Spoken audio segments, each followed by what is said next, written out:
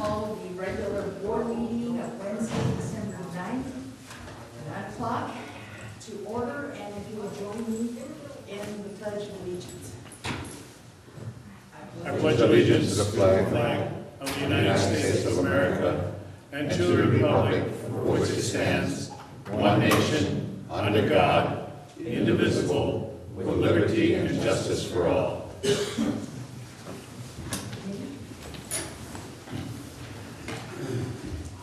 Mona, you will call the roll, please? Yes. Director Davidson? Here. Director Radaman? Here. President Underhill? Here. Director Mills? Here. And Director Strange? Here.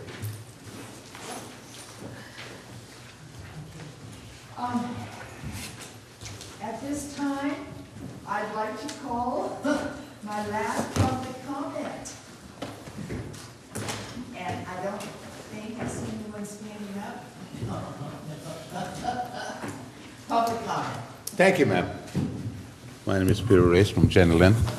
A couple of weeks ago, there was some discussion about directors not going on with the rest of the board and so on. There's a very simple solution for that, folks, that's available to you all. I don't know if it's two or one individual. It's called addition to the report by what's called a minority report. And it's not for a debate. It's not for changes by anybody. And that could be and should be available to any directors. Whatever the majority board state, that's fine. But the minority wants to make a report on their own. They could do it, and they should be filled to do it. And it will not be up to any changes or judgment by the majority. So keep that in mind. It's very simple, straightforward. What is called a minority report that would be added to the minutes without anybody else input except for the minority who wrote the minority report. And it's available and should be used. That would be open to the public, discussion, any place, anytime, just like the rest of the board's majority report. So it is available, the minority report, added to the minutes. Thank you. Further public comment? Okay, seeing none, I just want to take a few minutes to say that I can't believe 12 months has already gone by since my reelection and election to serve as board president. I really wish to thank all of my constituents, the ratepayers, the CCWD staff, Dave Egerton, really thank you, and my fellow board members, Careful. my fellow board members. Them too. As I exit to the left, and we begin in 2016, I want to continue to support CCWD on behalf of the Ebbets Pass voters. And so now I will turn over election of officers to Dave Egerton. Thank you, Madam President. Before I do that, if I could just a very small token of our appreciation for your service this year. You've been fantastic to work with and have been such a support to me and to our staff, and I can't thank you enough. Oh, thank you very much.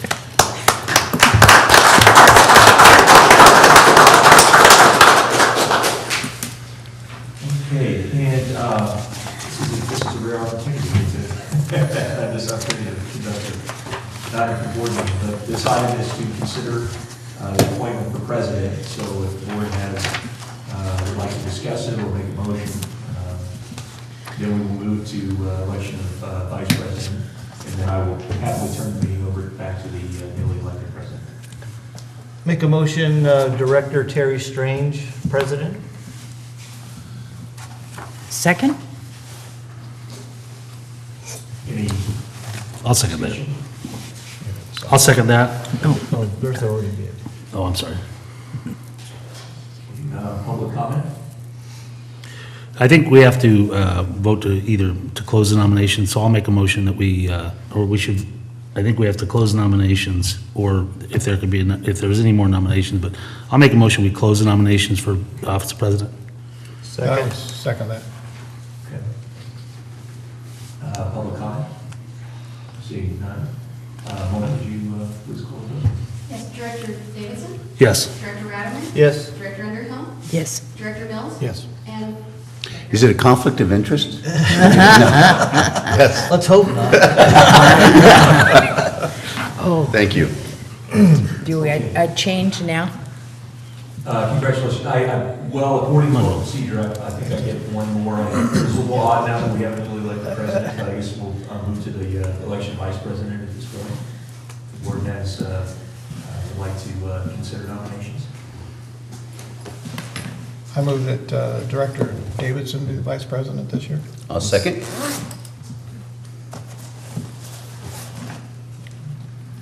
I move we close the nominations. Second. Public comment? All right, Mona, would you please call the vote? Director Davidson? No.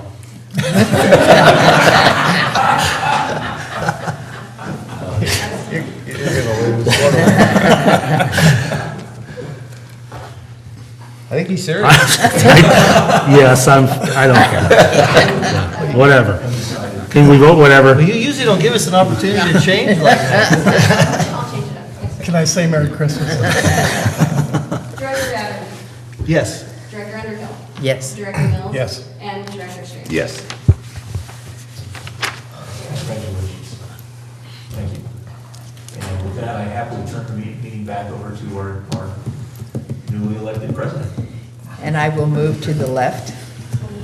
See ya. Nice sitting with you. Thank you, Bertha. You did a terrific job. Thank you very much. Revolving chair. I want to revolve the chairs, too. I'm sorry. You want to move the chair, too? Oh, I see it is. Are you comfortable with that chair? Would you like this one? Oh, this is more complicated than Feet's moving in office.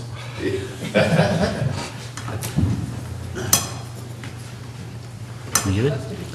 Don't end this lull in the operation. I'd like to also say that Bertha, you have done a very, very, very nice job. We've got a very good board this year, and thank you very much for your leadership for the past 12 months.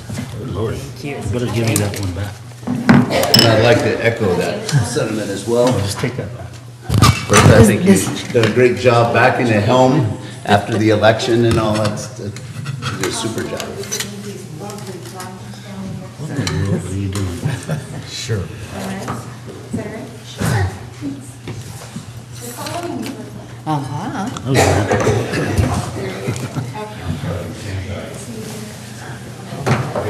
Thank you.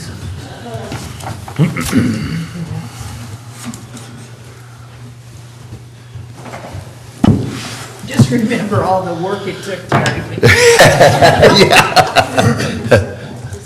Congratulations. Getting back into the swing of things is one of those things we do. Appreciate it for taking the effort. President Strange, just to let you know, we do have that continuation of the same agenda items to consider the committee appointments. The recommendation is to, as we did last year, have each board member provide their preference for committee appointment to the board clerk prior to the next meeting, so that that can be provided to you for consideration. And again, you have the discretion on appointments to committees. The board, if it so chose, could always override that by the majority vote at the meeting, but, you know, that's really important appointment. And as well, on the appointment to JPA, that would be board action. As we did last year, I believe, President Underhill provided a recommendation to the board on candidates to be elected to the JPA, so I would say that if board members have preferences for JPAs as well, please communicate that to board clerk, and you can consider that, maybe make a recommendation to board on JPAs. We can't, I don't think we can take action with the agenda on JPAs right now. nor do we normally do that. No, we would do that in the first meeting in January. Yeah, okay. You know, I think that as far as a committee, although we can't take action today, just maybe a brief or a lead into our next meeting, and that is the ad hoc Highway 4 corridor group. I think there's a timeline when those types of committees have to kind of move to another title, so to speak, or venue. So I'd like to have that put on the agenda at that particular discussion time as well. Okay, you bet. And that would be, the options would be to convert it to a standing committee or to eliminate the committee. And again, just briefly, the standing committee then would become a noticed public meeting of our agency. That's a little awkward, given that it's more of a larger association with many other agencies, and some of which don't want to operate the meeting that way. Instead, the option could be to eliminate the ad hoc and treat it as an association. And that's, there are many different water-related associations that we, you participate in, different board members. And so long as we don't have a majority of the board to attend those meetings at any point in time, then we could do that in compliance with the law. So those would be the options, and certainly we don't have to make a decision on that today. But as part of your decision on appointments to committees, you can also consider the elimination or creation of committees as well. President Strange? Yes. That sounds. I might, since the other agencies are really more into an ad hoc kind of arrangement for this committee. I mean, when they came into that, they were very firm on it not being a CCWD standing committee. We could also reach out to them and see if they want to form their own ad hoc, which would be the easiest thing to do. Well, that's why we should probably agendize it. Yeah. Yeah. We can Yes, have that discussion. Good. Well, thank you. I guess the first action that I want to take is to let my fellow board members and peers to know that I appreciate the appointment.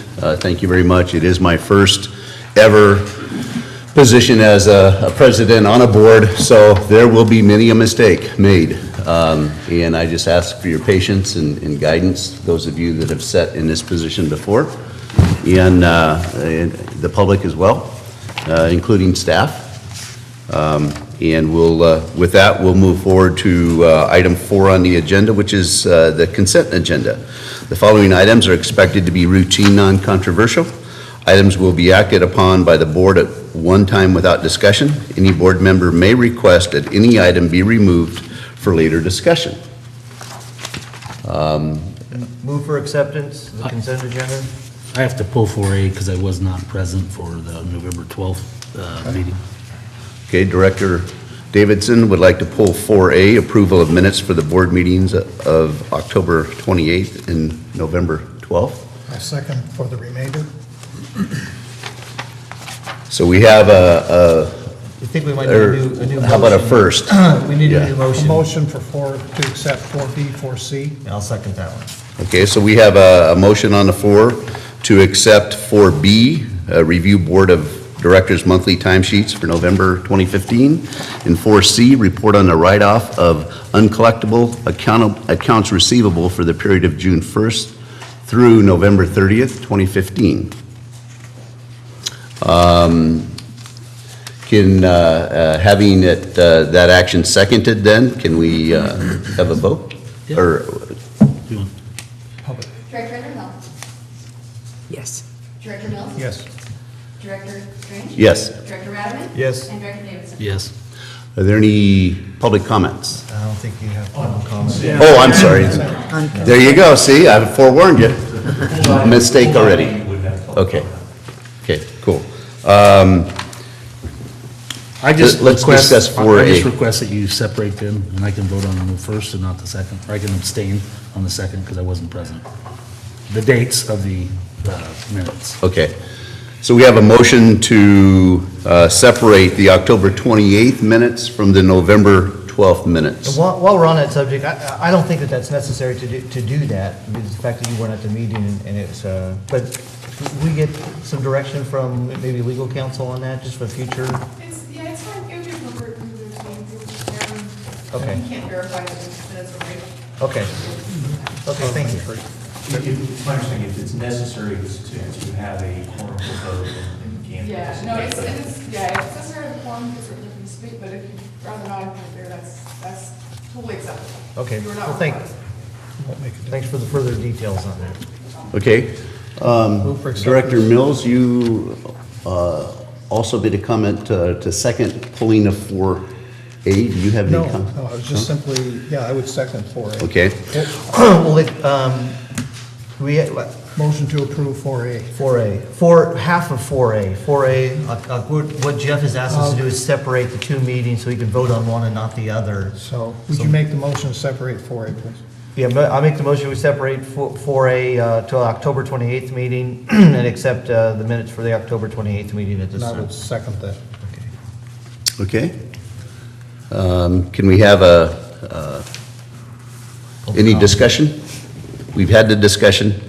Any public comment? Okay. Can we have a vote? Yes, Director Davidson. Yes. Director Radley. Yes. Director Strange. Yes. Director Mills. Yes. And Director Underhill. Yes. Okay, now make the motion on 4A for the November 12th meeting, move for acceptance of the approval of the minutes. I would second that. I have a comment on that, and that is for F. I just, if anyone reads this, I want to be very clear in the public forum. I recused myself from that vote in that discussion. And so there, my name is mentioned as a second. We've got that corrected already. I was not the individual that seconded the vote. That's just a very easy mistake to make. So that if anybody has any questions regarding that, we've made that change. Okay?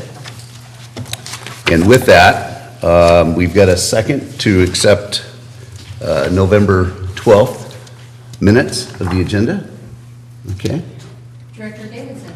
Public comment. Public comments, that's all right. No public comments? I'll abstain. Go to the call. Okay, Director Davidson abstains. Director Ratterman. Yes. Director Strange. Yes. Director Mills. Yes. And Director Underhill. Yes. Okay, that should conclude item 4 on the agenda. Item 5, new business. 5A, recognition of Bill for his 13 years, Bill Purley for his 13 years of service with CCWD. Is Bill here? He was back He there. was. He was. We'll wait.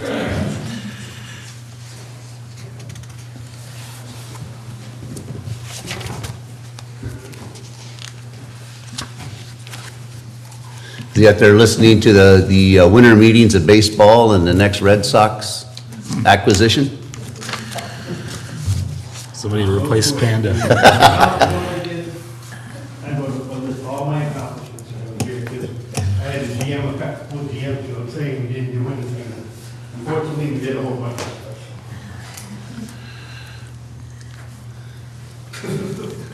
But we're all right. One of our came up. I think, And I showed up. So it's gonna be fair. And where's my gold watch? So Bill, please, And now that I'm not an employee, it doesn't matter. the district would like to recognize you for your 13 years of very important, valuable service to CCWD. I do have a resolution here. Would you like me to read that now? Okay. I think so. So, resolution number 2015-61, a resolution of the Board of Directors of the Calaveras County Water District commending Bill Purley. Whereas Mr. Purley has actively served with the Calaveras County Water District from June 10th, 2002 to December 30th, 2015, while providing outstanding and meritorious service to district ratepayers and the citizens of Calaveras County. And whereas during his tenure, Bill has dutifully filled the roles of Chief of Maintenance, O&M Superintendent, Director of Utility Services and Engineering, and other roles, including the guy who could get things fixed. That's right. And who was especially effective in district emergency situations, whether it was flood, fire, ice, or drought. Bill would work tirelessly to provide water and sewer services to customers. And whereas Bill was always first to assist other agencies in their time of need and offer the district's expertise and equipment when needed. And whereas Bill's technical, maintenance, and engineering skills are unparalleled, and during his tenure, he has overseen significant improvements to optimize the district's plants, distribution, and collection systems, while tackling sorely needed planning efforts and upgrades to establish emergency response measures.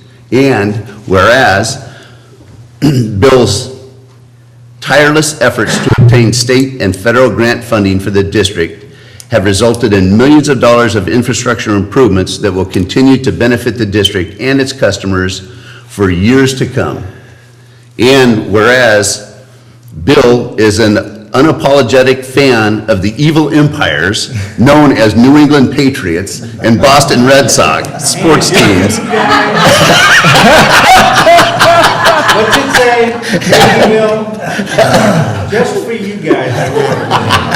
There you go. Thank God you weren't going to show us your tattoos. There you go. Tattoos, I can show you enough scars.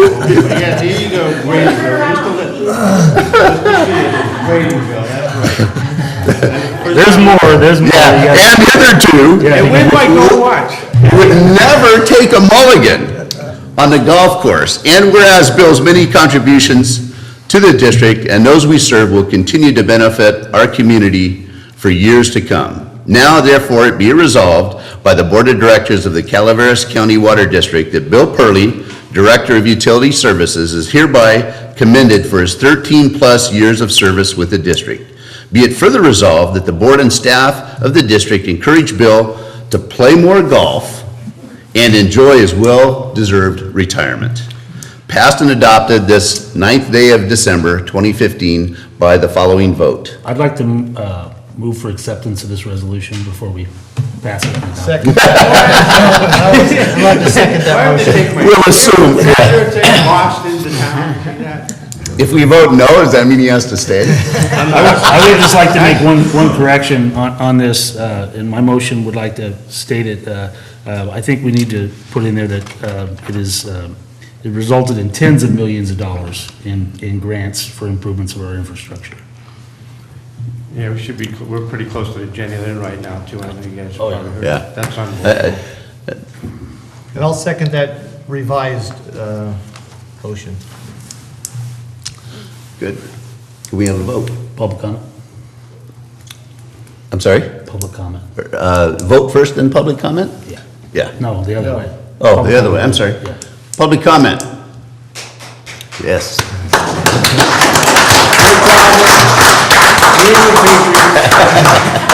That's a great team.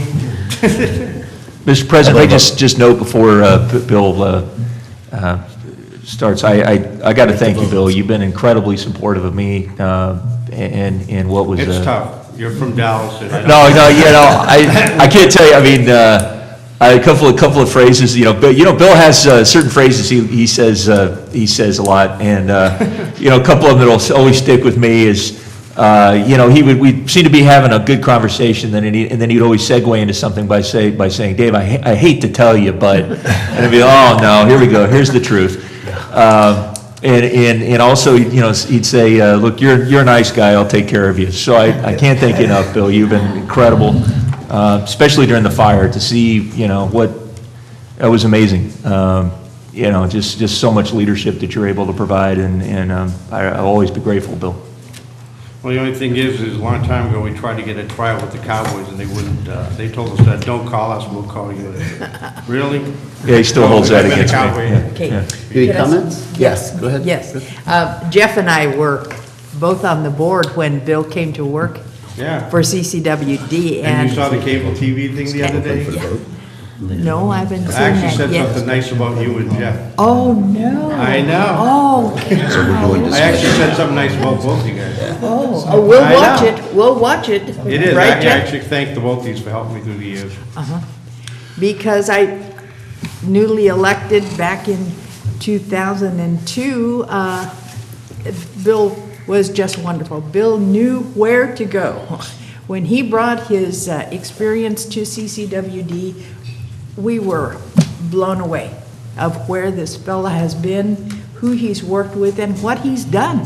And what he's done for CCWD will never be repeated. As a matter of fact, we're asking him for his telephone list. Well, I was telling you, only thing I got to do right now is we are so close to getting the money for the Jenny Lind, and that is so unbelievable. That's because the original intent, we bought that training, and you guys know, we bought that property down there specifically for putting in pre-treatment there. Right now, we're in for $3.7 million for grant money right now, and we're negotiating the budget with those guys right now, so we're expecting approval any day right now. That's gonna be a hell of a thing too, because the problem is this fire, that most of the fire is basically gonna wash down into Jenny Lind. We're gonna have a heck of a time running that plant down there. And FEMA bought our argument saying, look, you got a problem on your hands. You got one disaster here is gonna create another, and that's how we've gotten as much traction as we have in that. But And please may I say, listen to Bill, because this is exactly how Bill talks every time he comes to the board. And this is what we've heard over the course of the years. Am I not right, Jeff? He's telling us about, what's on the fringe, what CCWD will be receiving, and all of it came true. It all came true. And we are the better agency, and Mona can attest to that, and Jeff can attest to all of that. Is the good to go watch it? In full disclosure, I did have to lure Bill here with I told him that, he was going to be presented with a Rolex. I'm sorry, Bill. Rolodex? That's right. We can probably make that happen. Yeah. But I'll just wrap it up, and I want to say, Bill, how much you are certainly appreciated. My husband loves you. I love you. And I got hats for him too. So. Oh, great. It usually costs money. But. Thank you, Bertha. Well, I'm going to be brief. Bill, thank you very, very much for your many years of service. You've been an integral part of this district, and I noticed that my first day here. And since then, there's not a guy that knows more about every one of our systems than you, and I know you will be sorely missed. Keep golfing, buddy. I'll be golfing, and at least I made peace with Ryan the other night down at the golf course, so he's going to let me stay golfing. So that was the only thing I was worried about is because of the issues over the years between us and Lock and Jennifer. Now I figured after I didn't have I'd get clobbered. Yeah, I just like to also chime in here, Bill. It's I think you're a great example in many ways of the kind of staff member that I loved having here, and that's the one that will come up to the podium and speak the truth to the board, and be there with the facts. I think that's you're an example for all staff to come up there and tell us what you're thinking. And I realize that there's a hierarchy with the general manager and such, but over the years, you've been a stable force here. While we've had general managers, good and bad, come in and out, you've always been somebody that we could trust to tell us the truth. And I think all staff members should carry that example. Perhaps they shouldn't be quite as long-winded, but regardless. But I want to commend you because we're talking about a recent event of a fire. When fire came through my neighborhood, you immediately took action, made drastic changes in our operation, replaced the 2 burnt-down water tanks with a modern raised tank that also improved pressure for an area that suffered during the fire. It was the Patterson fire at the time. The several times that Cosgrove Creek is flooded, you took that as an opportunity to secure funds for flood control, to make sure that our treatment plant wasn't inundated again. There have been so many examples, and I just think that it's really important that people recognize the leadership that you've provided. You've done it with humor. You've just been a joy to work with all these years, and I really hope that I can get a list of all the accomplishments that you've done over the course of the year, so I can take a little bit of credit for all of that. You can't, you know, the only reason why I made it this was because I got a little irritated by a guy a couple of years ago that was here trying to say we hadn't done anything. Really? You know something? I think we have, but, no, the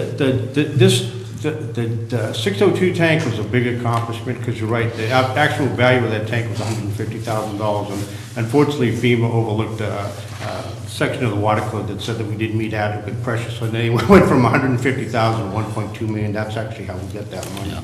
It was a pretty good job, but you know, this one we got right now going is gonna be just, this is gonna be huge for the district. This will solve the Jalen problems for like probably 20 years. This is That's great. unbelievable. Great. Thank you. Any other comments? Yeah, Bill, keep talking, because we got somebody screwing your foot to the floor.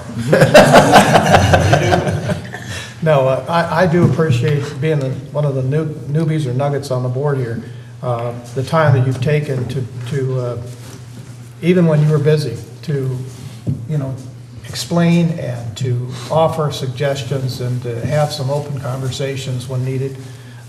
That is difficult in today's world, busy world that we have, to be willing to do that. And I certainly appreciate you taking the time to take tours and put on those extra efforts that were needed to get a good understanding from a board level what's going on. So it's not an easy job, but you've done it well.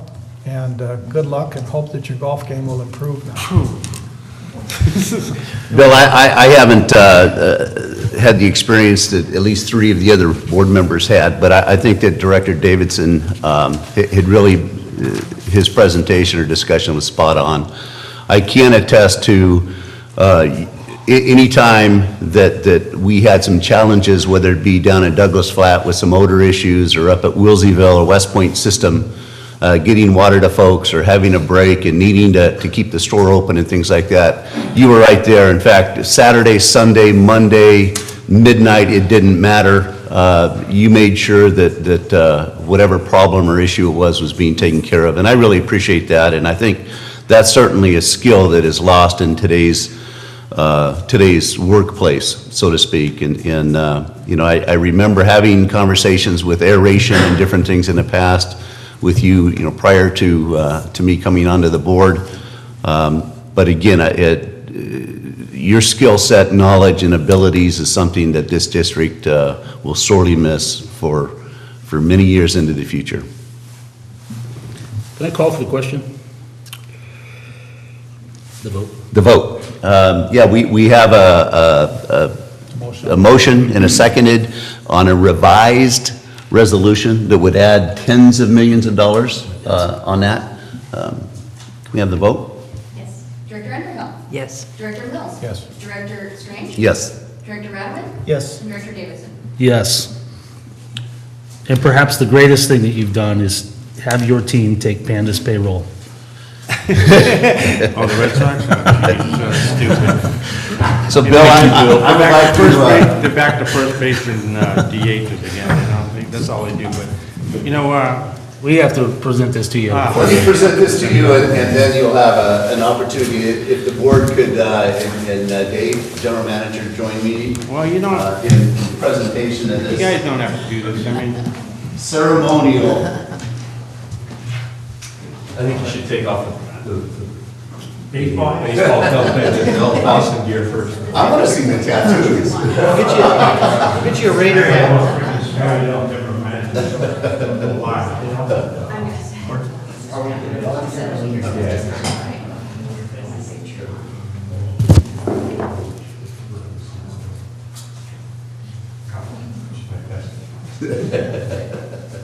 Okay, here we go. 1, 2, 3. 1, 2, 3. One more splash.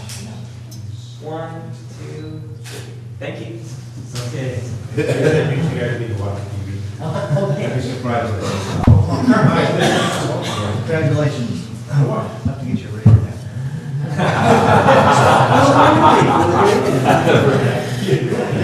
You owe it to them after the talk. Thank you, Bill. Is there anything else you'd like to say? No, like I said, Jalen's a big one, that's, Thank you so much. Raiders? Yeah. Okay,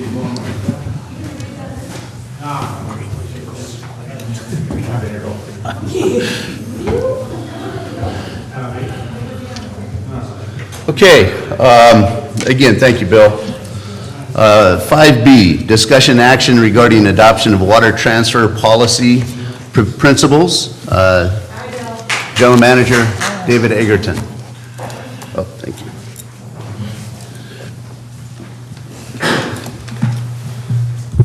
Mr. President, members of the board, this agenda item is to ask for your consideration in adopting a comprehensive set of policy principles for the district to be able to use to evaluate potential opportunities to transfer water under the district's existing water rights to other communities, both locally, regionally, and elsewhere in the state. I first want to note that John Mills, our consultant, water policy expert, is here today. John crafted the language that's in this framework, and I want you to know that a lot of what's in here is designed to meet the most current policy and legal requirements where the state is heading, the direction it is sent through different various venues like the Department of Water Resources and the Delta Stewardship Council on the kind of things that it wants to see as transfers are contemplated and brought forward over time. So we are trying to incorporate that so that we can be on the leading edge of that policy. And frankly, I think that, well, some of what we have in here will actually, if the board does approve this, I think that it will be held up by different various officials of the state and probably in public forums that this is really a model of the way to do something like this. You know, the idea of transfers, it's something that's happened for many years. There are many transfers that happen up and down the state as we see more and more effort to try to deal with the effects of drought and competing demands on water. Transfers are going to become an even more important way to help deal with that. Right now at Aqua, there's actually an effort to, there's a task force that's developing a set of policy principles that will be provided in a report to the governor to try to make it more expedited and more transparent in the transfer process that happens right now. And one of the things they're looking at, and this is an aside, but it's an interesting note, in Australia, it's a very common practice in one way they've dealt with their extended drought. They even have a computerized system so that agencies that are communities that are looking to acquire additional water supplies can go on to this network that's facilitated by an administrator similar to what you would have at the state with DWR. And they can actually connect those that have available water supplies to other areas that don't and can make those transactions happen. This is an important, the reason Aqua is involved in this is because this is an important way for us to try to come up with alternatives that are voluntary, that are the kind of things that local agencies can make decisions upon, as opposed to responding to regulatory requirements. It's a different way to look at how do we deal with the shortages of the drought time. How do we provide the opportunities to move water around where we have areas that are very much seeking additional water supplies in a way that's not just a heavy-handed regulatory approach. So that's something I'll come back and brief you on as far as that moves forward. But what you have today is again, it is a set of policy principles. There's background. There's a number of references to different legal agencies, different legal requirements. And again, this is to really first and foremost state the fact that in considering any transfer, and again, this could be 1 year, it could be multiple years, but I want to be clear, this is not a permanent sale or exchange of any water rights of the district. We would continue to own the water right, and instead it's an effort to try to maximize the beneficial use of that water right for the benefit of our community. And to provide for the long-term water supply needs to help use that in a way that positions us best for the future so that we're best able to deal with drought and other challenges that we could be facing. So you'll see that throughout this document, there's really an emphasis on protecting our local communities, making sure that we have water rights and water supplies that are reliable both now and for the long term. And looking for opportunities to partner with others within our community and also within the region to deal with some of the issues like the need for additional water supplies to deal with failing wells, some of the challenges there that we see, as well to have alternate supplies for fire suppression and fire protection for our communities. There's, you know, we know that coming out of the Butte fire, that's of paramount importance to us. And also, we're looking for opportunities under our new legal requirement under the Sustainable Groundwater Management Act, that we have an obligation to participate and to help address some of the issues in the Eastern San Joaquin Basin because it overlies a portion of our county. This potentially, the ability to work with other agencies downstream to be able to use water under our water rights, to be able to put some water in the groundwater basin, can be very, very beneficial to our community. And being able to recover that and meet our legal requirements and have an available supply for the benefit of our community, and possibly also to be able to you know, have more water in our surface reservoirs like New Hogan as a result of that. If we can work with others and use water more effectively in a conjunctive manner where groundwater and surface water are used very intelligently so that we are maximizing our supplies available in times of drought, and we're able to have available groundwater supplies, for example, when it's dry and when there's the most pressure on the river systems and there's the least available surface water supplies. Those are the kind of things that we're looking to advance, and transfers are a way to accomplish that. Just to give you a little perspective, this again, it's nothing new to the state. We do have some agencies in our region that have done this for a long time. Placer County Water Agency has a long-term relationship with East Bay Municipal Utility District. Some of the water from their project on the American River system, their reservoirs, is used for that. It's done in a way that can provide additional benefits to the river system, to the Lower American River, because it's coordinated through the Sacramento River Water Forum, which is looking at both the water supply needs for the humans and for the environment. As well, within the last year, we've had to have a couple of new agencies that have just begun transfers for the first time. El Dorado Irrigation District did their first transfer with some conserved water that they were able to exchange, and as a result, generate some very important revenue for their district that helped offset the loss of hydropower generation.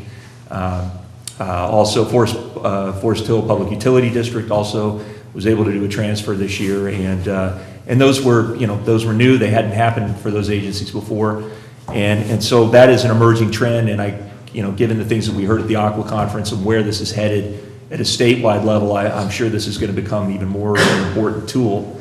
Again, we have an abundant portfolio of water rights, dating back to the 19th century. The question for us is, what kind of a transaction would we entertain? And I want to put us in a position, and that's what we're trying to do with what we practice today, to really identify what our priorities are first and foremost before considering any individual transaction. So, and this is really something a little different than any other agency's done. I don't know that anybody in the state has put that much forethought into creating a policy framework to evaluate opportunities for transfer. But in my mind, I think it's extremely important, because that's the way we establish firmly the needs of our local community and our region to deal with drought, to deal with the need to meet our requirements under the Sustainable Groundwater Management Act. Those kind of things, that we can have those already clearly identified as things that are must be furthered by anything that we were to do. So with that, I'll turn it over to the board for questions. John's here as well. John, if you'd like to add anything. I have a comment or two. Comment, Director Davidson. A couple things. I think one thing that I didn't hear you really speak to is that these transfers are a way for us to put our water rights to beneficial use, which is critical that we begin to do with some of our surplus water rights, so we can actually maintain those water rights. And if we don't begin to do some alternative things, we very likely could lose many of our water rights. I do have one question in here when we talk about, it's on page 10, I'm sorry, it's on page 11, but it starts on page 10, and it talks about transfer revenues. And it says in no particular order, general investment objectives, improving self-sufficiency, improving the affordability of basic water service to CCWD's most financially disadvantaged customers. Why does it say financially disadvantaged and not just customers? I'm just curious. Is that because it would? I've always been told that we have no ability to subsidize one customer over the other, so I'm just curious as to why that language is like that. Great question, Director Davis. I'm glad you asked that one. And there are certain, right now with the state of the law, there are constraints on our ability to use revenues to provide that basically a lifeline type rate to our most financially in need customers.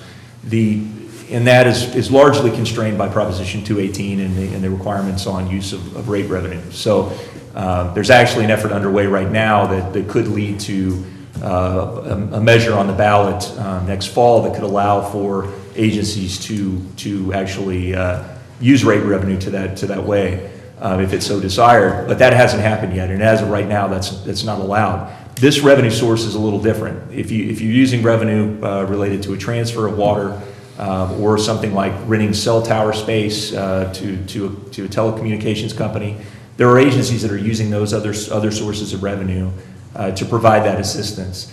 And I think I know Director Strange, President Strange, you've been vocal about this, and I think that this doesn't presume that would happen, but I think that it's something that we very much want. I would think the board would want to consider is the opportunity to provide that. Certainly we've got, when you look at some of the communities and the issues on severely disadvantaged status, this could be an important way to provide some relief that we can't do right now. Well, I'm glad to hear that. I just think all of our customers, logically, we should recognize that if we do derive revenue from these transfers, that it'll go to benefit all of our customers, including disadvantaged communities.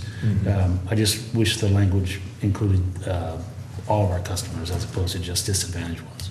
Well, Director Davidson, I think one of the key things I've thought about with this is that I think it reduces our reliance on future rate increases.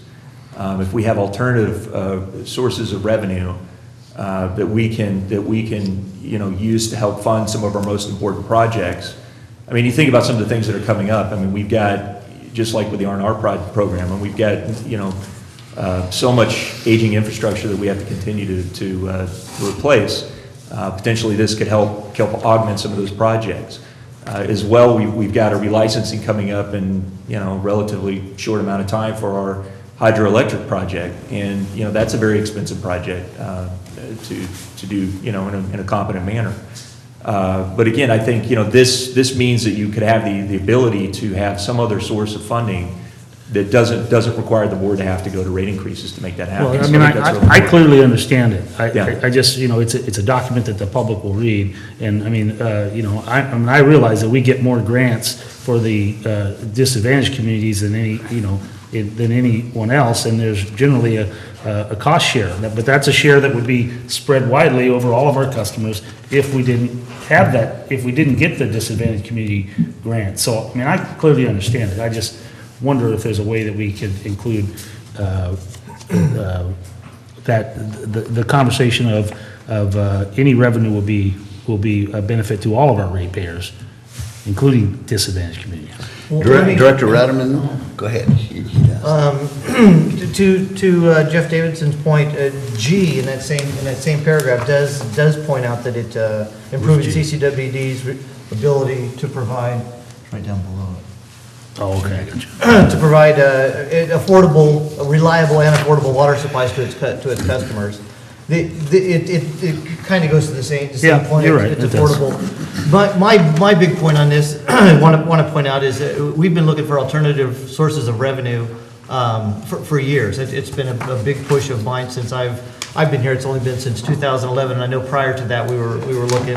And a big reason for that is to keep rates stabilize rates and possibly lower rates at some point in the future. This without an alternative method of receiving funds, and I'm not talking about grant funds, but this is possibly a steady stream of funds, and there's nothing on paper right now, but this provides opportunity. And I think that is a huge deal for us. It'd be a big day when we sign a contract with somebody and transfer funds or transfer water and receive that alternative stream of revenues from something else besides rates. And I'm really looking forward to seeing how this works out, and kudos to you for bringing this forward, and John Mills, thank you very much for all your help on this, and the knowledge and the way of putting this together. And I do also think that that this possibly, with this being a policy that's not been utilized yet, I think it is possible that many other districts might use this policy or accept this policy as ways to transfer water going forward. It does seem to be, I just got back from the Aqua Conference myself, and I was in that same presentation about the Australian website that you can go, people who need water, people who have water, just picking and choosing. It's way more advanced than what we're doing here in California, but that is the same concept. There's a lot of water districts that need water. There's a lot of water districts that have water. Putting the two together, and this is a policy that might lead to a better program on how that's done in the future. Great, thank you, Scott. Director Underhood. I'm in complete agreement with the water transfers, and we've talked about it for several months, and so I'm very happy to see this policy put forward for the board. I agree with Director Davidson in the use of or changing the statement about the most financially disadvantaged customers, because Ebbets Pass, while in fact we have isolated homeowners associations or locations where we do have financially disadvantaged, the other, I hear it every day, coming from regular ratepayers. They are not financially disadvantaged, but it's very hard for them to cover their water and sewer rates, so that if there was any possible way we could change that or use different wording to affect all of our ratepayers. Just to, as I do read down here, and it doesn't quite say the same thing, G does sort of cover it. It talks in a general sense, and again, the beginning of this says it's in no particular order, but it caught me at the beginning of the paragraph, and I just marked it. I think it probably is covered, because it does say CCWD ability to provide reliable and affordable water supplies to its customers, and H says provide for appropriate rate supplement assistance for certain customer groups. Right. Right. I just, But overall tone, I want to make sure that we cover all of our ratepayers. Well, if we say all, then that would include disadvantage. So Right. can we live with the wording then? Well, The way it I is can now? certainly live with it, I just Well, wanted to. I think B and G are different. G and H do I think say what you and Bertha are pointing at. I think it's close B enough. is a different one. It's something else we might be able to do in addition to just lowering rates for everybody or having stable rates for everybody. It is something, an alternative that isn't, Prop 218 has not changed at this point. There is, but it is possible that we could do something in addition to that. In addition to lowering rates for everybody, we could do something and have a lifeline program, which is the terminology used for a different rate for disadvantaged communities. Right, let me give the floor back to Bertha. Okay, because it does say improving the affordability of basic water service supplies to CCW's most financially disadvantaged customers. So however we're going to look at the rate structure, this is giving us, some way to do it.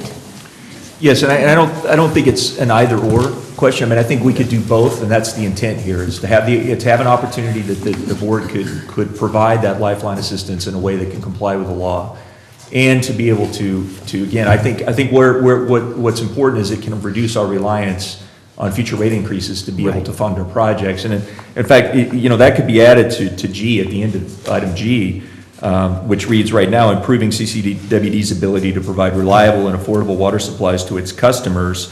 And then you could add, reducing reliance on future rate increases to fund important projects of the district.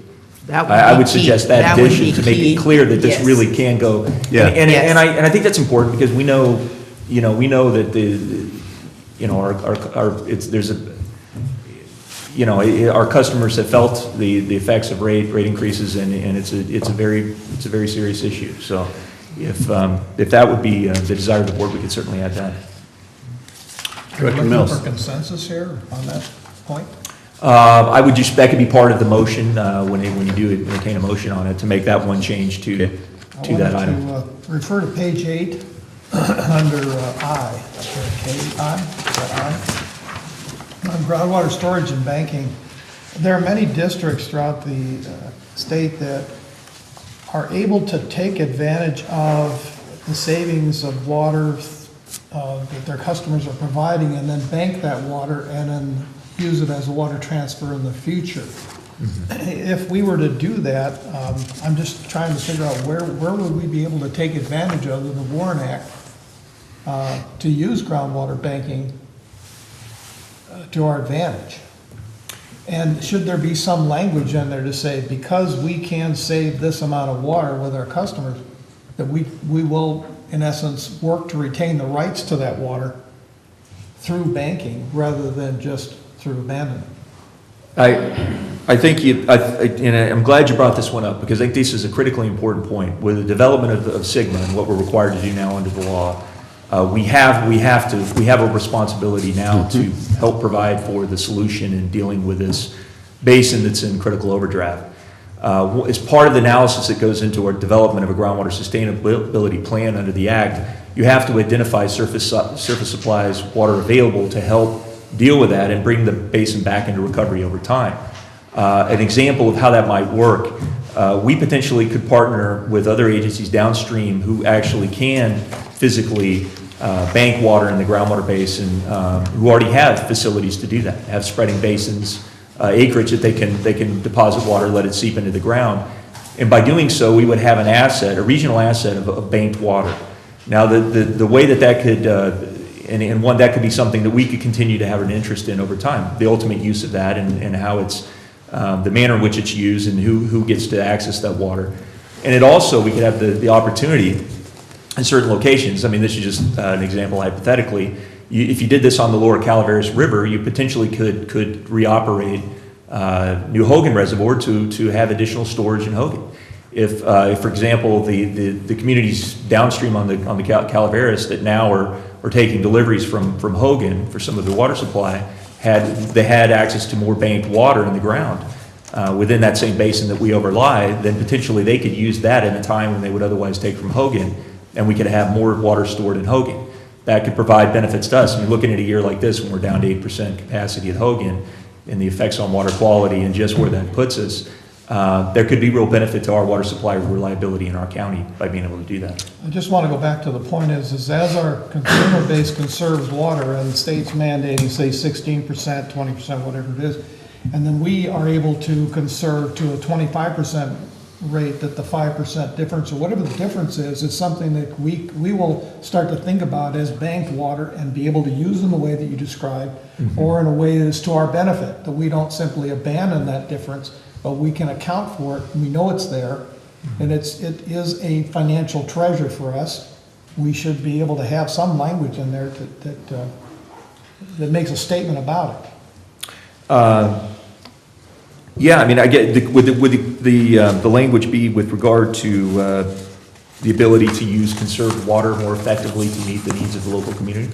Yes. Something like that, That would and for work. now and into the long term, and we could certainly, Yeah.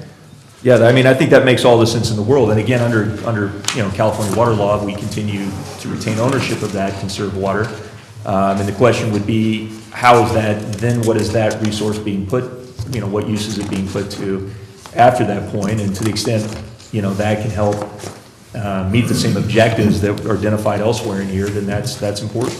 And a lot of that kind of language will be, because all the hypothetical projects out there, they're all slightly different, and there'll be different players. And I think, you know, the time to get really critical about our language as to what part of our conserved water, or what part of the water that we're jointly banking or something is gonna be retained by us and stuff. Those will be individual agreements. And I think that's when we'll be hashing that kind of language out, you know. I just want something in there, if it's possible, regarding the conserved water, that we acknowledge that we have it available, that it's something that we will use, and that the board wants to consider that as another piece. I have questions about the conserved water issue also, because, you know, the one thing that I know is gonna happen when this becomes, you know, if it gets adopted and becomes public, is there's gonna be a discussion about, well, I can't believe Calaveras County is requiring us to conserve water, yet they're thinking about transferring to other communities. The reality is, we're under a state mandate to conserve water. And you've heard me say many times that we're conserving water for others, and we're being required to do so. You know, so I mean, to whatever level we can educate people on the fact that, and I know this document is very, very thorough and goes to that point, but it's also a big document that almost no one is gonna read. They're gonna read a headline, and then they're gonna be, they either think it's a good idea or it's a bad idea, or they just maybe don't want to read it. But I just think that it's important that we somehow along this conversation make people understand we're not gonna be transferring water out of here to the detriment of Calaveras County. It's gonna be to the benefit of Calaveras County, and we won't do it if it's gonna impede on any of our supply. And I know this document covers that completely, but I'm a little unclear on how we accomplished Dennis's deal. For me, it seems like that's gonna be a transfer by transfer conversation that we're gonna have to have, because they're all gonna be slightly different. They will be, and that's why I say that just some kind of language in there to acknowledge, that's all it is, just acknowledge. Okay, since it's on the floor, are you guys okay with the idea of adding, as Director Mills mentioned, the conservation verbiage? And I think that's probably part of the discussion they're having at the podium. Go ahead, Yes, Director. no, I still don't know how to say it. Yeah. Maybe. No, and to go back on what Jeff is saying, when this, I first got this board packet, immediately came to my mind ratepayer education, because not only do we have to be educated thoroughly, but our ratepayers, because I understand it, you know, conserve and transfer, that doesn't make any sense, does it? And so that is the message that we have to really, really be key on. Well, and that if a person will sit down and think about the concept of transferring water from a water-rich county to, on a whatever interim basis that it is, to groundwater recharge, or for a temporary shortfall, or for whatever reason, is what our state needs to do to stabilize the demands on water supplies. And to also reward those, like us, thanks to our forebears, that reserved a great deal of water supply. We're a very water-rich county. It is what the state needs to do. They need to open these markets up so communities can work with one another to stabilize water consumption in the county, and reward those who did the hard work years ago for preserving that. And when I say reward, I also mean allowing them to retain the water rights that it seems like right now they just want to take from us. Yeah. Dave, do you have maybe some input then on Director Mills in the discussion we're having now? You bet. I think on that section, and that's on page 8, and that's the list of, under item 13 on starting on page 7, I would suggest we add an item M, and it would state maximizing beneficial use of conserved water for the long-term water supply reliability of our community. How's that? Yeah, sounds good. Okay. I'd like to make a few comments.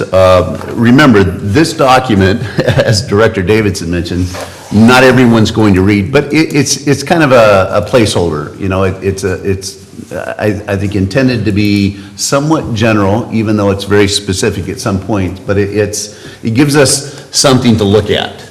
okay? And the idea that we were one of the first water agencies or districts to adopt this resolution, I think says a lot.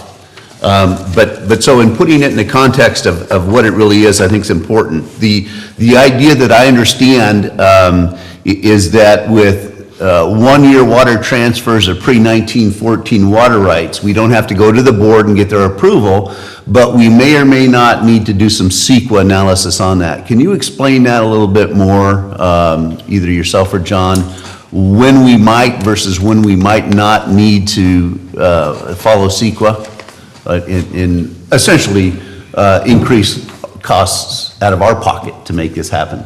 A pre-14 transfer requires CEQA analysis because it's exempt from the state board if it's a one-year transfer. So you have to do that. However, the governor passed a emergency, another executive order, I think it's B 3615, that he passed about, I think it was Friday the 13th in November. And in that, it exempts a lot of types of actions from CEQA. So as far as we're under this emergency regulation right now, we're exempt from CEQA. But most pre-14 transfers that take place are done with an initial study and a negative declaration. Yeah. Because they're designed, many of the pre-14 transfers, by the way, that take place are for fish flows. Some of the agencies get in a bind and they need extra fish flows, and so they call on agencies with pre-14 to release some water and help them get through their fish problems. That happens a lot in the Bureau and the Stanislaus. They're always short of water for fish flows. So the fact that you're releasing water for environmental purposes is contrary to environmental impacts related to it. So I think if you think about what the cost would be for CEQA, pre-14 you have to do it, post-14 one-year transfer you don't have to do it, but you have to go through the state board. So it's either door you go through, you're going to have some cost. The issue is if you're doing a pre-14 transfer and you're moving it through the Delta at the same time, then you have some complicating factors. And those are all, Director Davidson pointed out, this is a principles document. It's basically very broad. And I would disagree with you, Jeff. There's a lot of folks who are going to read this document because this is all terra incognita. You talking about a dozen? No. And there's state agencies who want to see this document. Who say, we're very interested in this because this hasn't really been done. I hope you're right. I think it's thorough, and I'm proud of the job. So I think that what we're laying out here is a very broad set of, look, this is why we would do this. This is what our objectives are, and these are the kind of the standards we expect to achieve in this document. Yeah. The nuts and bolts of any transfer take place in the transfer agreement, and we've made it very clear that what we're looking for as a district are not playing the spot market. Going out, and I can tell you some transfers take place simply on what's the criteria, we've got water, you've got money, we've got a deal. That's about it. And I think what we've pointed out is that what we're looking for is people who meet certain standards, who have certain ways of managing water, they have certain stewardship ethic in how they manage the water, and that to work with us, they will be partners. They won't be just buyers. And there's a big difference in how you enter a relationship like that. And to that point, on page 14 and 15, items 19 and 21, where it talks about long-term transfers, 19 for instance, long-term transfers should be carried out with agencies that are supportive. And then also kind of the same thing on 21. I would also include short-term transfers with that. So maybe we just, if it's okay or acceptable, use the word water transfers and leave it at that. Because what that essentially does, I think, is better define a partnership, even on our short-term water transfers with these other entities. And if they're not willing to buy in and support and assist us in protecting and defending our water rights, to hell with them. You want to change that word long-term, just water? Go ahead. All transfers. Right now, in the Delta Stewardship Council is who has authority over the transfers that move through the Delta. They have to make certain findings. And pre-1914, one-year transfers are exempt from the Delta plan. Right. So that's the way they operate right now. They are taking it up this month. It certainly looks like they're going to continue to exempt those into the near future. The reason being is that many one-year transfers that take place with a sense of urgency about them. Right. That something happens and we need to transfer water to take care of a problem, And if you require too much front-loading of process on those, I'm not saying you overlook things, but you typically look down the road and say, if this happens, then we do this. And there's so much front-loading process, the transfer can't take place. The transfer window is fairly small, only dealing with a few months. So if somebody suddenly has a problem in May and they see you needed a transfer this year, you may not be able to get through the process if you have to go through all of those regulatory hoops. So that's Right. why they've exempted them. It's a management tool, but they are very closely watching what the cumulative effect of a transfer. So one of the things I would urge you to do is we haven't done any transfers yet. We're about to embark on it. And we may not do any for a while. It depends on how the things work out. But I would not constrain yourselves immediately on the basis of this is what we need to do for all transfers. I agree with that. Because we want to be flexible, because there may be opportunities that come up. Some of you may remember when Jones Tract flooded in the Delta. The levee broke and Jones Tract flooded, and we had a potential there for there to be a huge disaster of saline water ending up in the State Water Project being exported south. And the governor used his emergency powers at the time to simply call up and order the Bureau of Reclamation to empty Folsom, just bring all that water down. So you reach those sort of situations, and there could be an emergency take place, and they would say, we need one-year transfers, and you want to be able to move on it fairly quickly, and it's usually not, something that ends up with redirected impacts because of the nature of the design of the transfers. I would urge you to go slow on this until you see how it works. Well, my comment, if, for instance, on 19, if we included all transfers, that means that our partner who's receiving that water would essentially agree with our, and support our investment in our headwaters here. They would support and assist us in protecting and defending our water rights. And that may be just kind of something on paper, but yet I think it better defines a partnership, or at least in my mind, that's the way. 21 may or may not be as vital in that. In that case, we're just looking for a party that we transfer water with to have a municipal, industrial, ag, and multiple benefit kind of program adopted within their agency. And that's kind of, when I read it, that's what came to my mind. And if it seems as though that might be restrictive in some ways in an emergency situation, then okay, then we'll leave it kind of the way it is, if you feel it might be detrimental. Yeah, my concern on this is you have an agency that has a problem. They might be south of the Delta. The state board doesn't have authority over. The Stewardship Council says, we don't think they have a problem for these small one-year transfers. And then you'd go to them and say, but you've got to agree to invest in our watershed program. And we've got 60 days to get that done. And for a short-term transfer, that's probably not something that It's just not going to happen. If you're doing a long-term partnership agreement, that's where you can lay out these principles. That's why it was philosophically divided into long-term versus short. First of all, I'm not aware that we have a. Yeah, and I think. Modifying a policy as we go forward is not Okay. something we can't. That's true. And our hands are not tied on that end. The more letters of support, the more Warren Act contract volume. Anyway, and then also, I think that Dave, you'd mentioned transfers, water transfers that currently exist or have for quite a while. What about in the three river systems that we manage and have water from? Are there any examples of transfers that historically have happened in those watersheds, i.e. the Stanislaus, for instance? Yeah, it's a good question. John, you have a lot more history with it than I do. There have been transfers that have taken place in the Stanislaus over the years. There have been, going back to 1998, the Oakdale Irrigation District has engaged in transfers almost every year, and cumulatively they've transferred about 350,000 acre-feet of water. Some for fish flows, some for west side farming, some for Bay Delta water quality purposes, and some for multiple benefits. So they've been the largest transfer of water with their pre-1914 rights. South San Joaquin Irrigation District last year transferred water to help in the emergency in Tuolumne County, and made that water available through I negotiated part of that transfer for the Miwok tribe of Tuolumne County. And it was a relatively small amount, but it was very necessary because we were concerned that we would have a situation where there would not be adequate water supplies to keep the air attack base and some of the lower elevation community supply it. It was that close.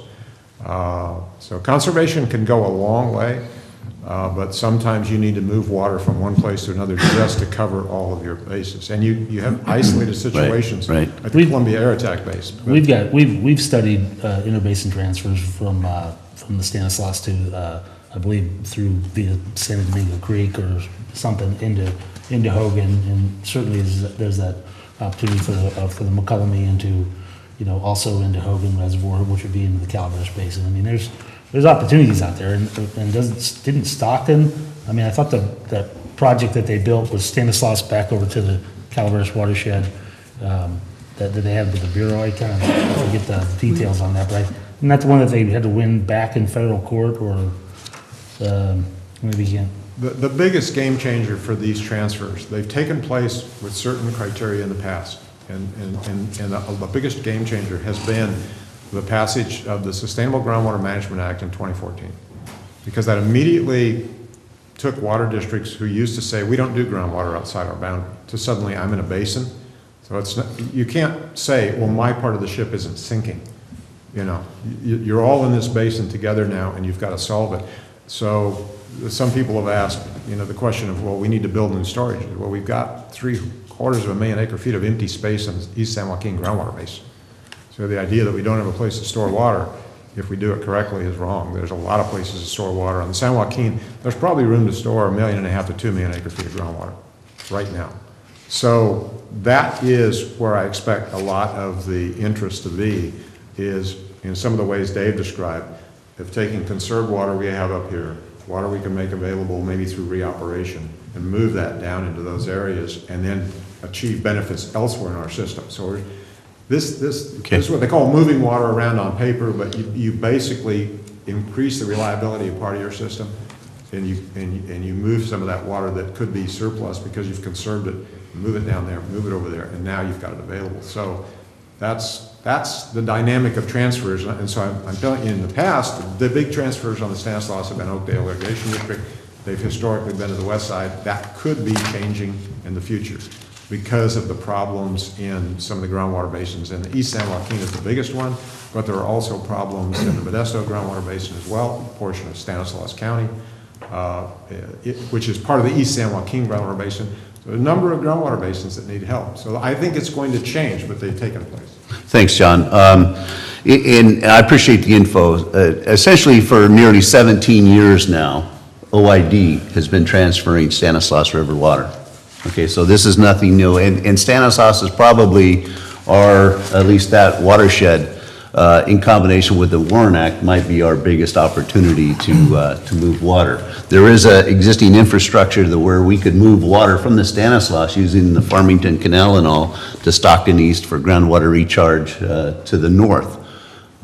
So yeah, the infrastructures are already. Director Mills, do you have, before I open it up for public Well, I was comment? just saying, at some time in the past, you recall, Director Davidson, that the Cherokee Creek project was explored. Right, that's what it was, Cherokee Creek, and so maybe that's something that needs to be revisited at some point in the future. Sure. Because it had some viability to it. It's just had the political timing wasn't right. So. Do we have a motion then? Can I ask go just ahead. one more question? From an agency standpoint, who will be our, not our watchdog, but who will have this water transfer under their responsibility? Within is our that you? agency? Uh-huh. It's actually, this would be within Peter Martin's program, Uh-huh. and unfortunately couldn't be here today because he's at the Sustainable Groundwater Management Right, Act meeting. we're going down to in change those San Joaquin. meetings, aren't we? Yeah, he regretted he couldn't be here, but it would be with him, and we've got a team to work on this, with issues surrounding our water rights. So John is part of that team. We also have legal counsel as part of it too. So. That was just, Yeah, that's a good question. Okay, I got a motion. I'd like to move that we, with minor changes, that we adopt the action, the adoption of water transfer policy principles with the modification of 13, adding 13M on in the middle of page 8, and then adding some language, verbiage to 2G on line 231 in the middle of line 11. And with those changes, move that we accept this, or adopt this principle. I'll second I'll that motion. second. Seconded by Director Underhill. Public comment.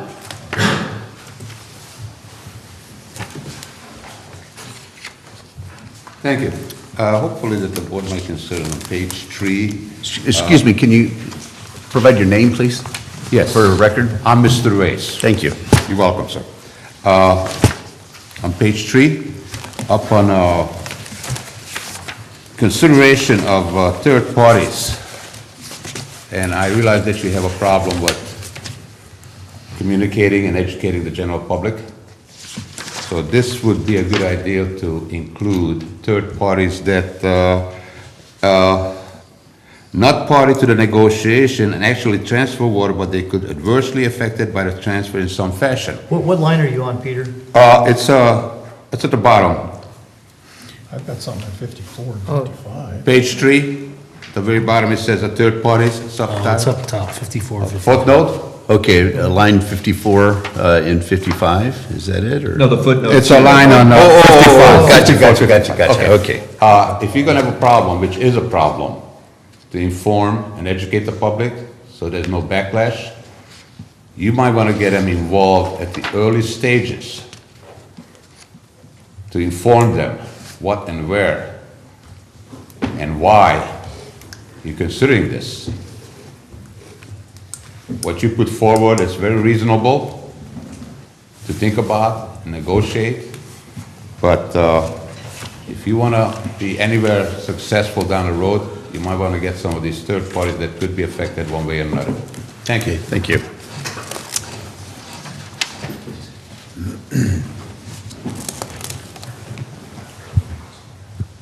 Good morning, Cecily Smith with Foothill Conservancy. Morning. We want to thank you for taking the steps to move forward on this and develop a framework. I do think that it shows tremendous foresight on the part of the district to give some consideration as to criteria and principles that you'll be looking at when you consider these water transfers. And we appreciate your maintaining the priorities for the local communities, the environmental considerations, and having your, keeping those environmental stewardship goals up there as well.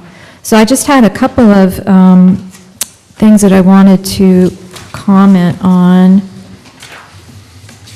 And one is, one of the ones that principles that we really appreciate is Principle 9 on page 11. Transfers should be designed such that environmental conditions for aquatic species habitat and water quality within the transfer area are improved over pre-transfer conditions. And we appreciate that you're defining transfer area both as the source, the passageway, and the ultimate destination. One thing that I'm not really seeing in this document, and it might be encompassed within here, is just also making sure, being mindful of whatever the point of diversion is or the source, just being mindful of effects upstream and downstream. And that might be what's encompassed in here, I'm not sure. But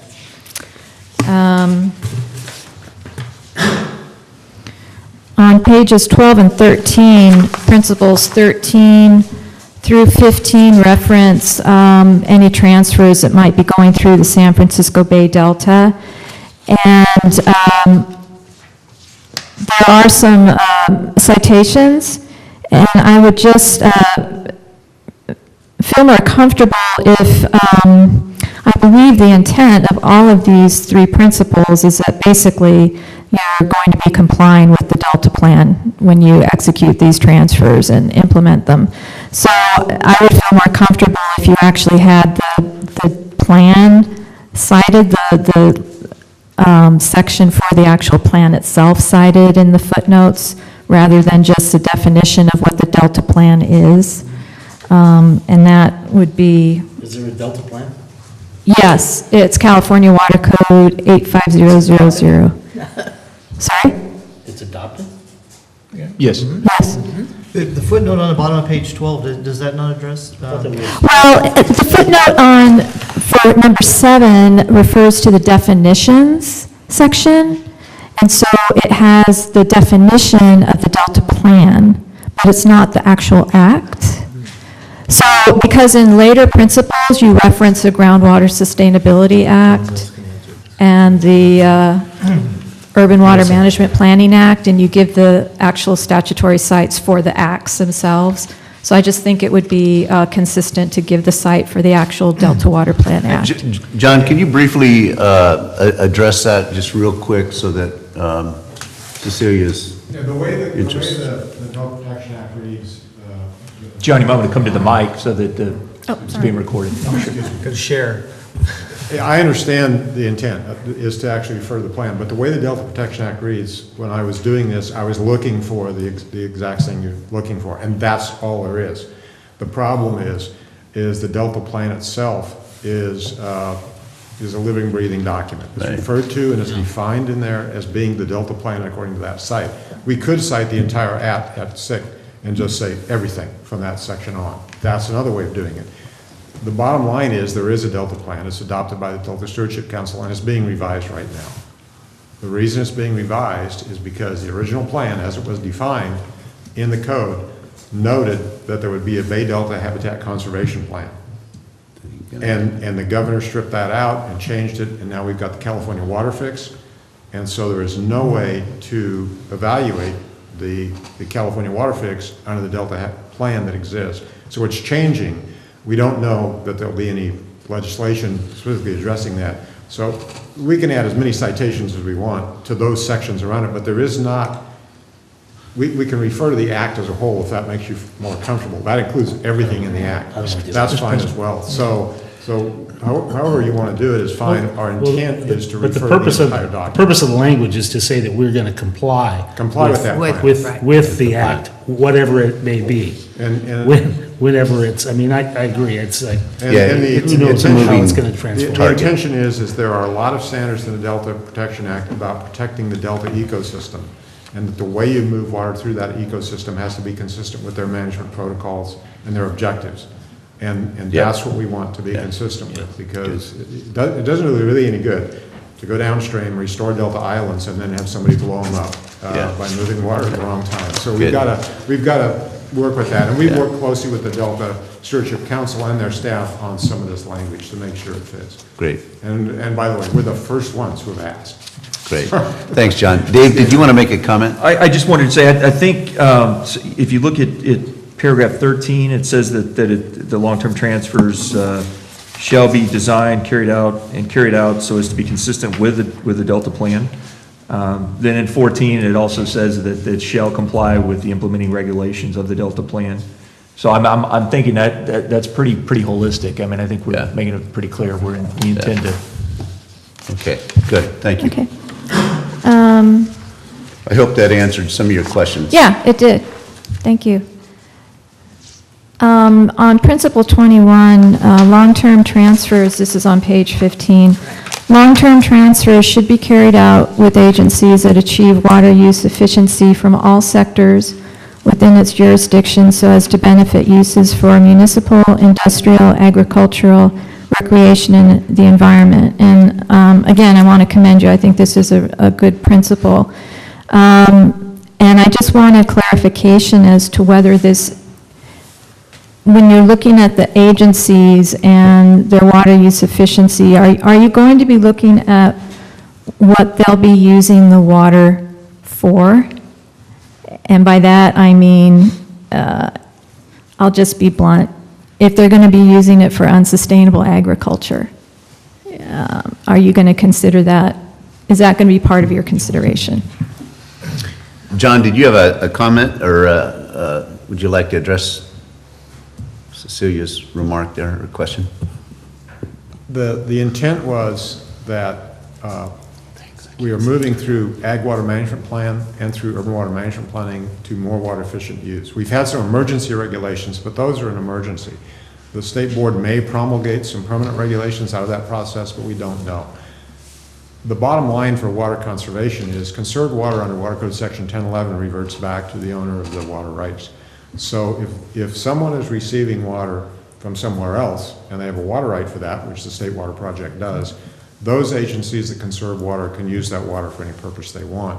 What we wanted to find were agencies that had an environmental component to that. In other words, what you're doing with the water is also benefiting the environment. And a lot of agencies do that now. They'll have environmental programs built right into their integrated regional water management planning process. Some agencies don't, but the idea that you could put that in there if you wanted to, but I caution you, a lot of the details of that will be worked out in the transfer agreement, which would be a public document and adopted, and we have some objectives here. And for the purposes of not having done one of these yet for the district, you folks haven't done this yet.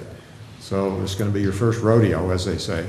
And I would urge you to go cautiously on this. I agree with the objective. The Conservancy makes a good point. We want to have, if we haven't learned anything else through this drought, it's just how fragile the ecosystem is. It starts falling apart in places if things aren't done right. And so, that's a good point. It's up to you how much constriction you want to put on that agency, because it's going to be a long-term transfer.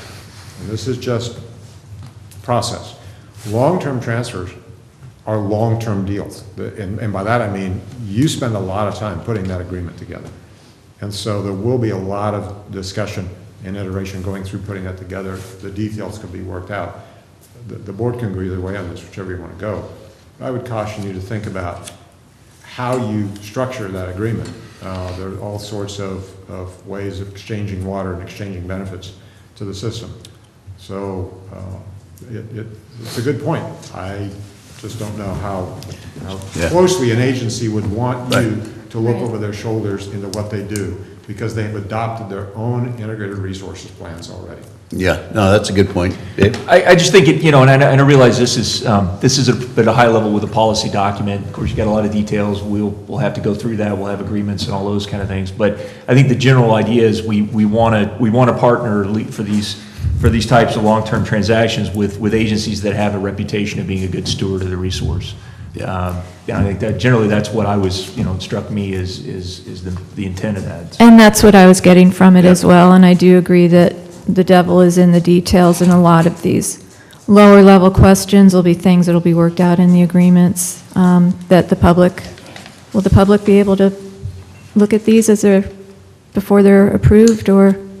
Yeah, I hope that hundreds of opportunities. I hope that, and Mr. President, I hope that the intent of going through this exercise is to be really transparent and upfront, and so that to me is that's the mindset of anything we do going forward. We don't want to do something and catch people by surprise. I mean, we want to do things that are going to be lasting. We're setting the bar high, but I think when we do it, we will accomplish something hopefully that can be something we can do well into the future, and the public can be supportive of that. These are general principles for our board. Mm-hmm. And it's not going to preclude the Conservancy or any other group or agency from protesting any of these things with any of the multitude of other agencies that oversee us. I mean, California is, there's plenty of opportunity, as you guys well know, to protest or any agreement, any water transfer, any decision that's being made. There'll be, hundreds of opportunities to, and dozens of agencies of which to that'll have a check and balance on this. So it's certainly, I mean, and including us. I mean, you'll have that opportunity to when a deal comes up, to critique it through us also. But there's going to be many other agencies. I really do appreciate all the work that's gone into this, and as I said, the foresight, and I think that you are, doing some cutting edge stuff with this that's going to be really good and sets out some, very good principles for the future in handling these, which are handling our most precious resource, so we really do appreciate that. I just had one other question, and that is, do you know what your, I was actually looking at your urban water management plan, and in the section for the Three Rivers talking about the water rights, And have you, that was a 2010 plan, have you an idea exactly what you have in your pre-1914 rights on the rivers in terms of water quantity? Dave, can you? We do, but that might be a better I'd be happy to have that conversation with you offline, but probably be Okay. best to bring in Peter, and we could certainly, give you information on Okay, that. absolutely, all right. We do have an RFP that's out to update that urban water management plan now. So Okay. we're hoping to move that forward here this next year and get the 2015 Okay. update done. I think Great. every 5 years Yeah, you've got to. every 5 years, yeah. Good. All right, great, thank you. Thank you. Well, we look forward to all the positive press from your agency that'll come from the water transfer, Stefano. Yes. That's optimism. Hi, Marty Crane. This is a happy time. First, I just want to say that, I fully support thoughtful and comprehensive planning at all levels, and this is very exciting to see this. This is a great conversation today. I'm learning lots, and I'm glad that it's being televised because I think a lot of people are going to be viewing this and learning as well. One thing that, and I want to say thank you to Mona. She makes it possible for anyone out there to give her their email, and then instead of having to remember to go on the website to find the agenda, she sends a link, and it's there. It's great. Wonderful. Thank you. It helps us keep track of what's going on and things that are of concern to us.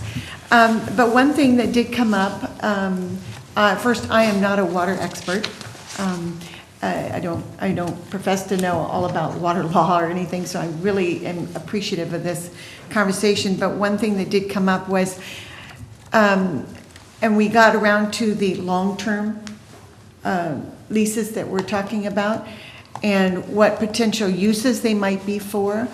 And something came up that about if we were to have a long-term, say, contract with, and I don't know how long that would be, 3, 5, 7 years, whatever, I don't know, we didn't say. And then the receiving party builds some infrastructure or some development and they become dependent upon that water supply. And they've invested millions of dollars in this.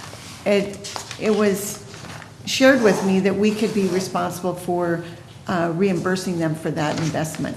I'd just like us to know about that as we go through this conversation.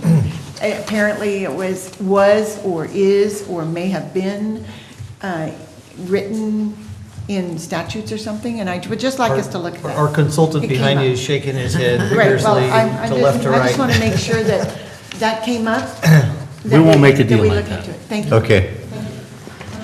Good. So it sounds like no worries. Okay. Any other public comment? I mean, it's, water transfers equal two things that I think all of us in the election process talked about. One, protecting our water rights, and two, increasing revenue. So I'll leave it at that. I'll go ahead and close public comment then, and we can take a vote before we take our break. We have a motion on the floor in a second? Okay. Okay, Director Underhill. Yes. Director Mills. Yes. Director Strange. Yes. Director Ratterman. Yes. And Director Davidson. Yes. Okay, so the motion was adopted, resolution number 2015-62, adopting the water transfer policy principles for Calaveras County Water District. Great. And at this time, let's go ahead and take a 5-minute break.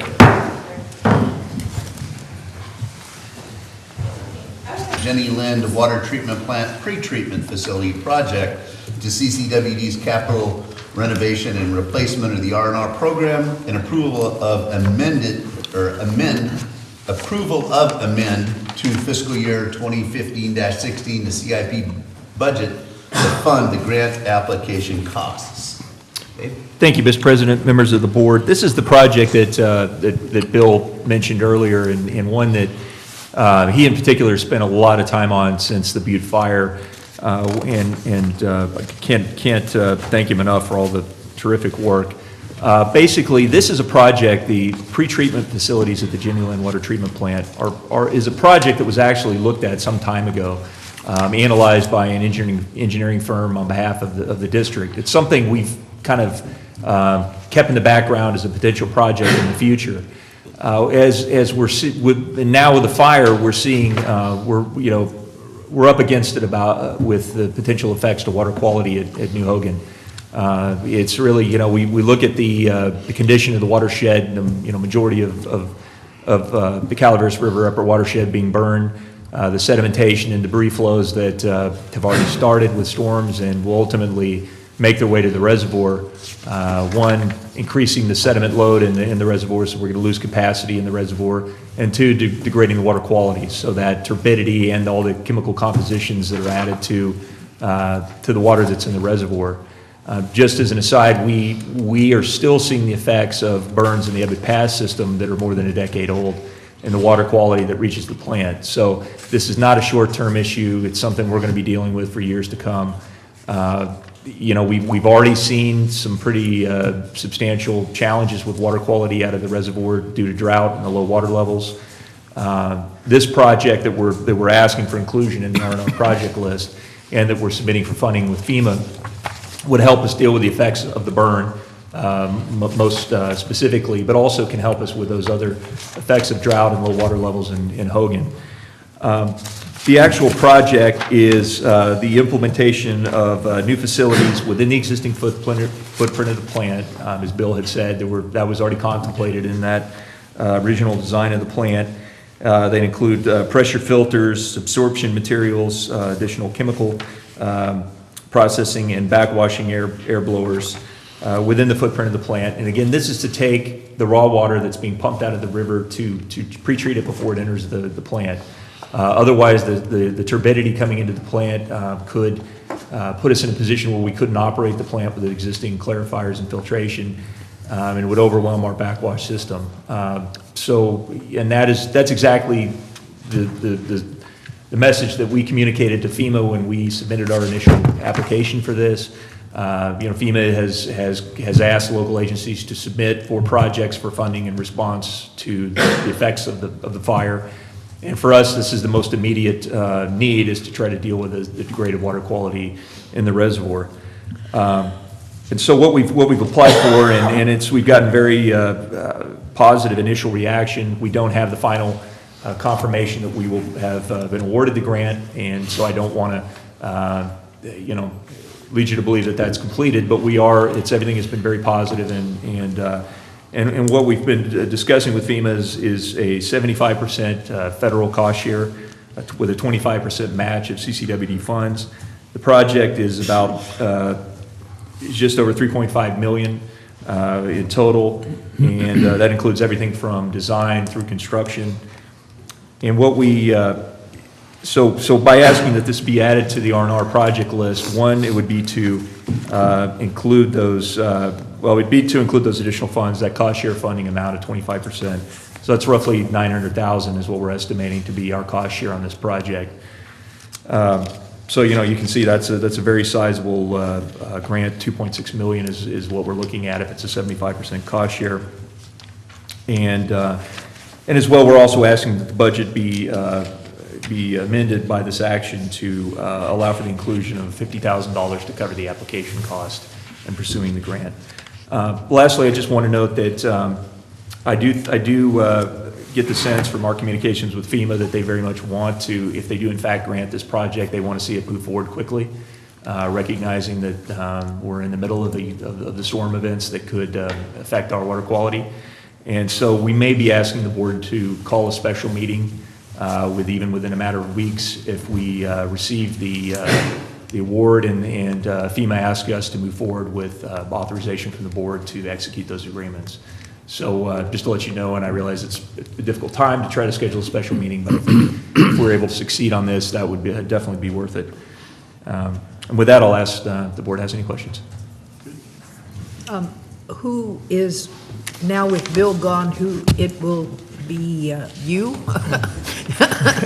Well, and this is, you know, this is contact. the succession planning. I mean, this is one of the real challenges. You know, our grant efforts have largely been an effort that Bill has led through his relationships with these agencies and officials, and having gone through these exercises before and been very successful. Some of that, I mean, but it's a team effort, even with his leadership. I mean, you've got, you know, engineering, finance, others that have played a vital role in that. Now with Bill's departure, we are organizing our grant efforts under the program that Peter is running. And I know that's a lot. It's many hats for him to wear, in addition to the things we discussed earlier. But it's also, we've got other people. Mona has been fantastic in helping us with that in our pursuit of the FEMA funds. We're also seeking funds related to our direct cost for responding to the drought or to the fire. So things like, you know, our additional costs, our staffing costs that we had to incur. So those things are happening as well. We've got, you know, people like Mona are involved. We've got people from finance. Jeff plays a role in this. We've got Charles will certainly be a part of it. But I think what I want to say is it's a team effort, but really we want to be in being very organized and thoughtful in how we pursue it. Ideally, we want to bring this into a very focused program. And again, that would be Peter's responsibility to administer that. Good. Any other questions, comments? No, I'd like to make a motion when it's appropriate. Couple of questions. How would you characterize then the long-term benefit to the district? Would there be a cost savings above, you know, that you with enhanced treatment abilities with that, Dave, that you could address now? It precludes the possibility and the very real possibility that we might lose our ability to operate the plant. We could see, I mean, one of the things I was just talking to Teresa about earlier, if we overwhelm our backwash system as a result of dealing with more turbid water, potentially we could have spills into the river that would be violations of our permit. As well, we might see that, you know, we simply cannot operate the plant given the loading coming in, the amount of sediment loading coming in, and may be inoperable. So then we'd be left in a position where we would go back and do the same project again or something else to the plant, but we would be doing it on our own dime without access to these funds. So, you know, it's, I think that and again, and that's why I wanted to emphasize as well that this would have provided a benefit even of this year had we had these facilities in place and been able to deal with the low water levels, the magnesium loading that we saw, the other things. We're having, you know, not really significant, but we've always had a manganese problem coming out of Hogan Reservoir, and you know, we do get those, particularly now with the water levels being low. You know, I'm seeing more complaints about water quality. I mean, it hasn't affected my house, but I do hear what people have been saying about it. It's something that we've needed to do for quite some time when the reservoir's full and the water quality is good. You know, Hogan gets so stagnant and it is just an awful facility when it's low. I mean, it is, you know, there's bacteria, there's just all the geese. It's just a terrible mess when it's low. But you can imagine that the toxicity of the lake even right now. But when you add all this stuff that's going to potentially come in, it really could be just an awful reservoir. And that's where we get our water. So I mean, this is something that we've needed to do for a long time. We just quite frankly haven't had the growth or the income to do it. So I'm really, you know, I think that this is necessary, and I'm thankful that we have an opportunity to get it for the vast majority of it funded. Good, Director Mills. Dave, I'm not questioning the importance of it because I can see that. But a year ago when we took office, the three of us, the Lake Tulloch extension wasn't in the capital improvement program. This wasn't there. You know, 675,000 here and $750,000 or better there adds up, and they all become priorities. Are we going to need to go back and kind of revamp our CIP program schedule to say, you know, these now are going to take up a lot of staff time. These are going to take up a lot of our resources. Do we need to kind of rethink our scheduling on some of our other parts of those programs? Yes, I think absolutely and that's why our coming back and reassessing the R&R program, including the authorized projects and the sequencing of those projects, which we'll be doing this spring again, is extremely important. You know, I think it's a really good point. As much as we want to plan a capital program, you know, dealing with the things that we got hit with last early summer on Tulloch, and the fact that we could have been, you know, below our intake, that was not something we had anticipated as part of our CIP program. I mean, that project in itself of lowering the intake, I mean, people had thought about it, you know, there had been some discussion of that, but the priority for it was, you know, driven straight up because of that. You know, likewise with this, I mean, yeah, we're getting the effects of the drought, you know, it's a real headache for our operators. I know, you know, Teresa, everybody else, I mean, it's just been a constant challenge. But again, it, you know, didn't quite make that level of priority. Well, with the fire now, it's, you know, off the charts how important this is. So I think what I recognize in this is that no matter how much we try to analyze and figure out what is the best list of projects, we need to have some thought and cushion built in for emergency preparedness. I mean, and I got to say, I thank you for, you know, for staying with it with an R&R program. I know it's difficult. I know we get a lot of questions from the public. Why are we paying rates for this? But without access to those funds, it would be, I don't know how we would respond in these cases to emergency situations. Good. Before you say it would put us in the same situation as Lake McClure and the Pedro subdivision, Don Pedro subdivision, is they were literally, their hands were tied, they had no finances. We're not in that, fortunately, we're not in that position. And I appreciate the efforts of previous boards of having this financial solvency in place that could give us the ability to do what we do on a moment's notice. Good. It's an unusual thing. Excuse me, Director Ratterman, and then Director Underhill. Okay, I'd just like to point out that since we've had the capital improvement project or R&R project in place, there's that list of projects that needed to be on there is, and the priorities of the list. I think we recognized then that would be flexible, that some projects would move up and down the list as time went on. And a couple of things that happened that it certainly didn't foresee is that fourth year of drought, which did put a very low water quality problem in the New Hogan Reservoir, and then the fire, and I'm so glad we got the foresight to see that there is going to be sediment coming down that hill. That water will not be as good a quality as it was last year, even though that was very, very poor quality last year. It's going to happen. This might be averting, and I'm glad to hear that we're moving on it very quickly. This might be averting a humongous catastrophe that could cost us millions and millions more dollars that we'd be looking to someone to help us fund it again. I applaud the staff for moving forward on this and the recognition and foresight to do so. Good, thank you. Director Underhill. And working with FEMA is, you know, just number one. But I do want to say something about the fact that we do have a CIP, we have an R&R, but we're constantly reworking it to make sure that we can take this, you know, particular project on. It's not like we put it out and it's set in stone, because we find things are happening out there that have to be taken care of. And so, you know, it's a fine list and we approve it, but of course we can always go back in and rework it to take care of this thing. One of the things that I wanted to ask about this, Jenny Lind, with this big project coming in, it should suffice any changes or any future growth for years. Am I right?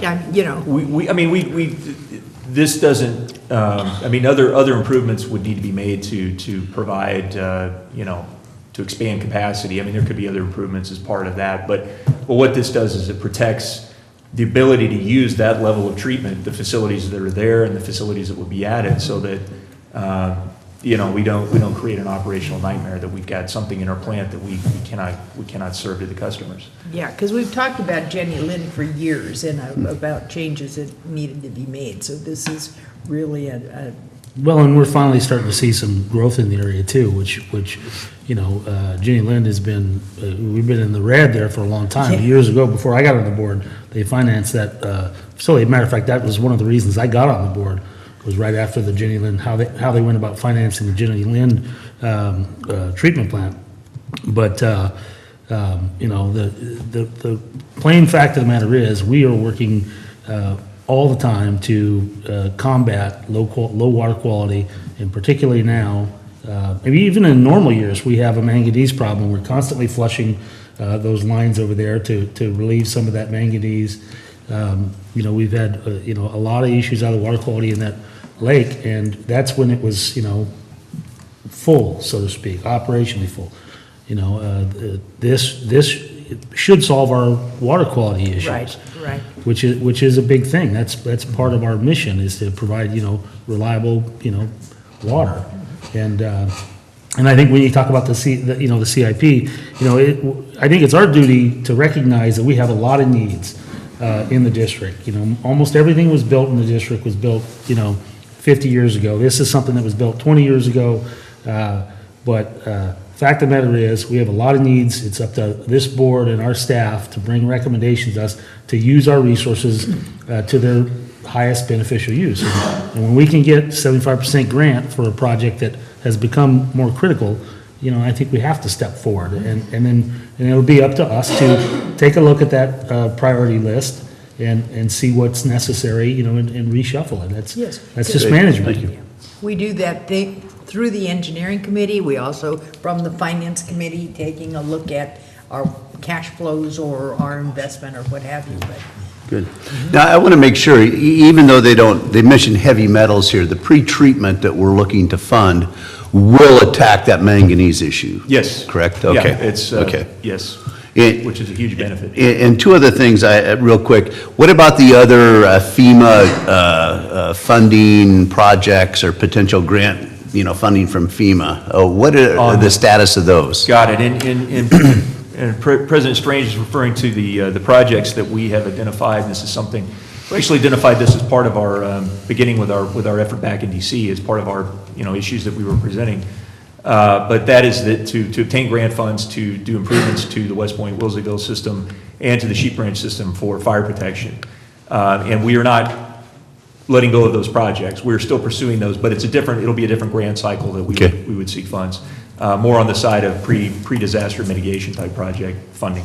Okay, and then essentially, can we just kiss off the opportunity to get any state funding for Tulloch at all? I mean, because that was one of the things that I remember at first, Bill was very optimistic that we were going to get state funding for it, and so we kind of said, okay, yeah, great, let's move forward, and all of a sudden, one thing was tweaked and changed at the state level, all of a sudden now, nope, sorry. Yeah, no, we're not giving up on it. It is an uphill battle to get it, but no, we're not giving up on it. And the fact that, we will continue to work with the State Water Board and that division on other projects. So, they need to understand that, we really should have been funded on this project. So, hopefully we can change their minds on it. And if not, we can pave the way for other projects to be funded.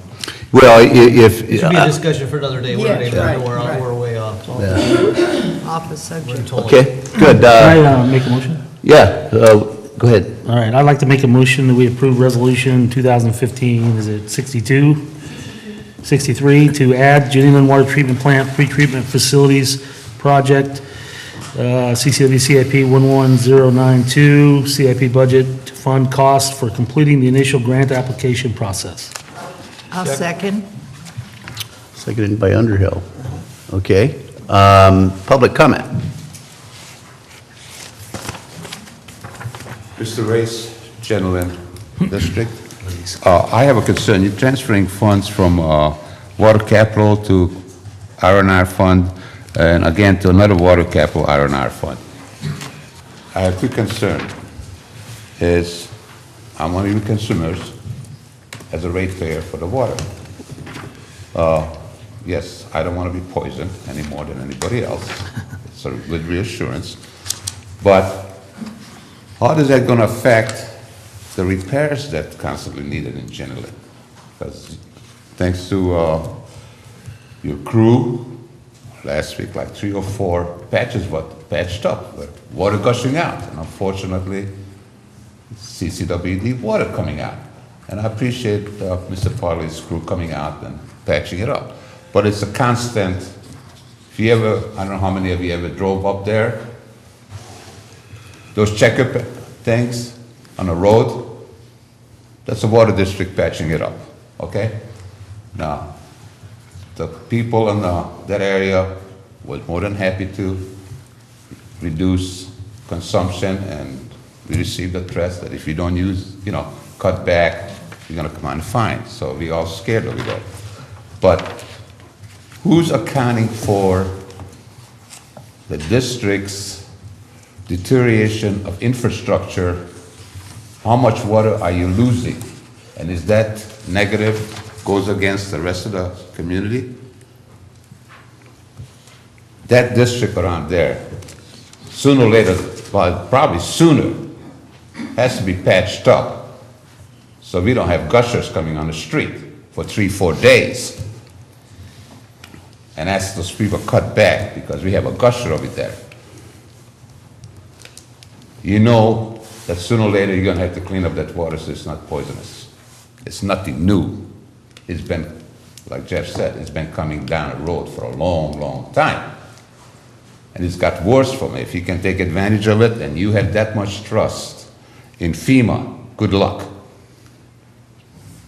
We had some experience with FEMA before, and if you rely on them, you got more faith in Santa Claus than I do. So consider that also, because there's going to have some heavy-duty repairs with the plumbing in that area. Thank you. Thank you. Just want to make it clear that the manganese is not poisoning anybody. It's just unsightly. It's a common occurrence. Yeah. From the soil. I don't want to get Okay. to that point where it's poisonous. Good. Any other public comment? Seeing none, we'll go ahead and close public comment. Let's take it to a vote. Director Underhill? Yes. Director Mills? Yes. Director Strange? Yes. Director Radaman? Yes. Director Davidson? Yes. Okay, vote 5-0, adopting the resolution number 2015-63, consideration of addition of the Jenny Lind Water Treatment Plant Pretreatment Facility Project to CCWD's capital R&R program, and a corresponding amendment to the fiscal year 2015-2016 CIP budget. I don't have to read everything else, do I? No, you read too much already. Perfect. Thank you, fellow board. Okay, with that being said, let's move to 5D, discussion action to ratify claim summary number 525, Secretarial Fund, in the amount of $1,398,223.40 for November 2015. I'll make a motion, we ratify the claim summary number 525. Second. We have a motion by Director Davidson, seconded by Director Ratterman. Jeff, we'll have an opportunity to have this in the Finance Committee. Yes. Yes. Good morning, Mr. President, members of the board. That was my one comment I was going to make, is that since we only have one meeting this month, just like November, we are taking the claim summary to the Finance Committee for questions and answers post this meeting. So we will be available to answer all your questions at next week's Finance Committee meeting. Next month, when we return to a regular schedule of 2 meetings a month, we will have the opportunity to go first to the Finance Committee. Great, okay. Thank you, Jeff. Any public comment? Seeing none, I'll close public comment. And can we have a vote? Director Underhill? Yes. Director Mills? Yes. Director Strange? Yes. Director Radaman? Yes. And Director Davidson? Yes. Okay, item 5D passes 5-0. 5E, I think it's 5E and 5G are very closely related. Talking about new, with new staffing, or at least staff descriptions and all, some positions being eliminated. So if we could, can I make a motion or a suggestion that we put 5G behind or next following 5E and move 5F down?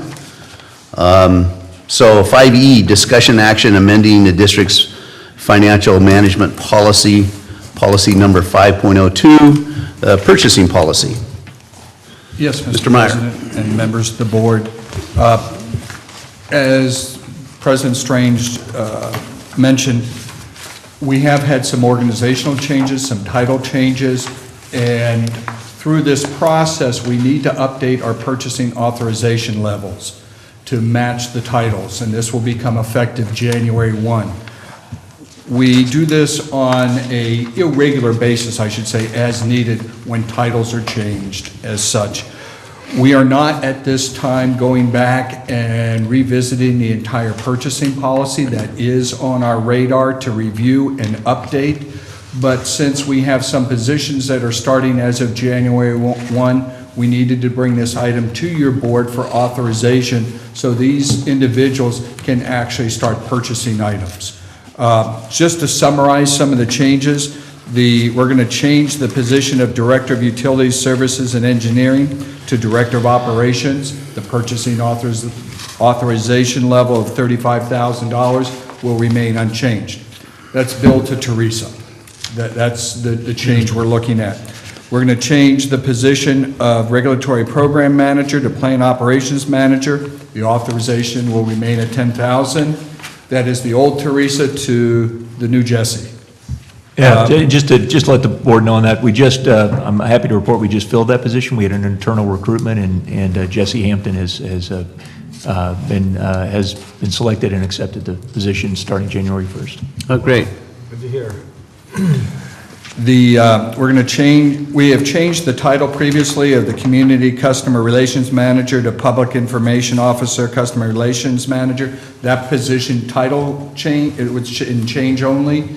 There is no change in authorization level, and that is Joel, and he remains to fill that position. And we do remove the position of Assistant to the General Manager from the list. This position is not expected to be filled in the near future. And prior to this meeting, Mona did pass out to you an updated Exhibit A. That is my fault.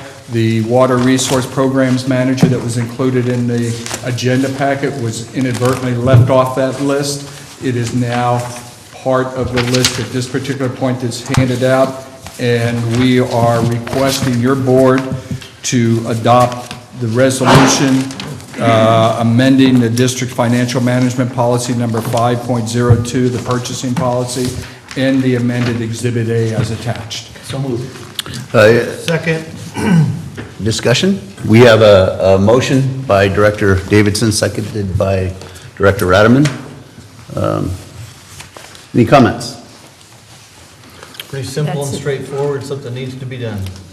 Well, I think that from my standpoint, removing, what would be the harm of not removing the assistant to the general manager and just kind of leaving that in limbo versus totally removing that? And I say that because, you know, I see Peter's job, it's more than one person can do, I think, in a lot of ways. You know, he's all over the place. And so I don't know, not necessarily that you need an assistant GM to provide help, but I guess my concern is that in the future, if workload of staff continue to increase, in particular with our general manager, keeping that position, at least on the books, may be of some benefit rather than eliminating it and then needing to bring it back.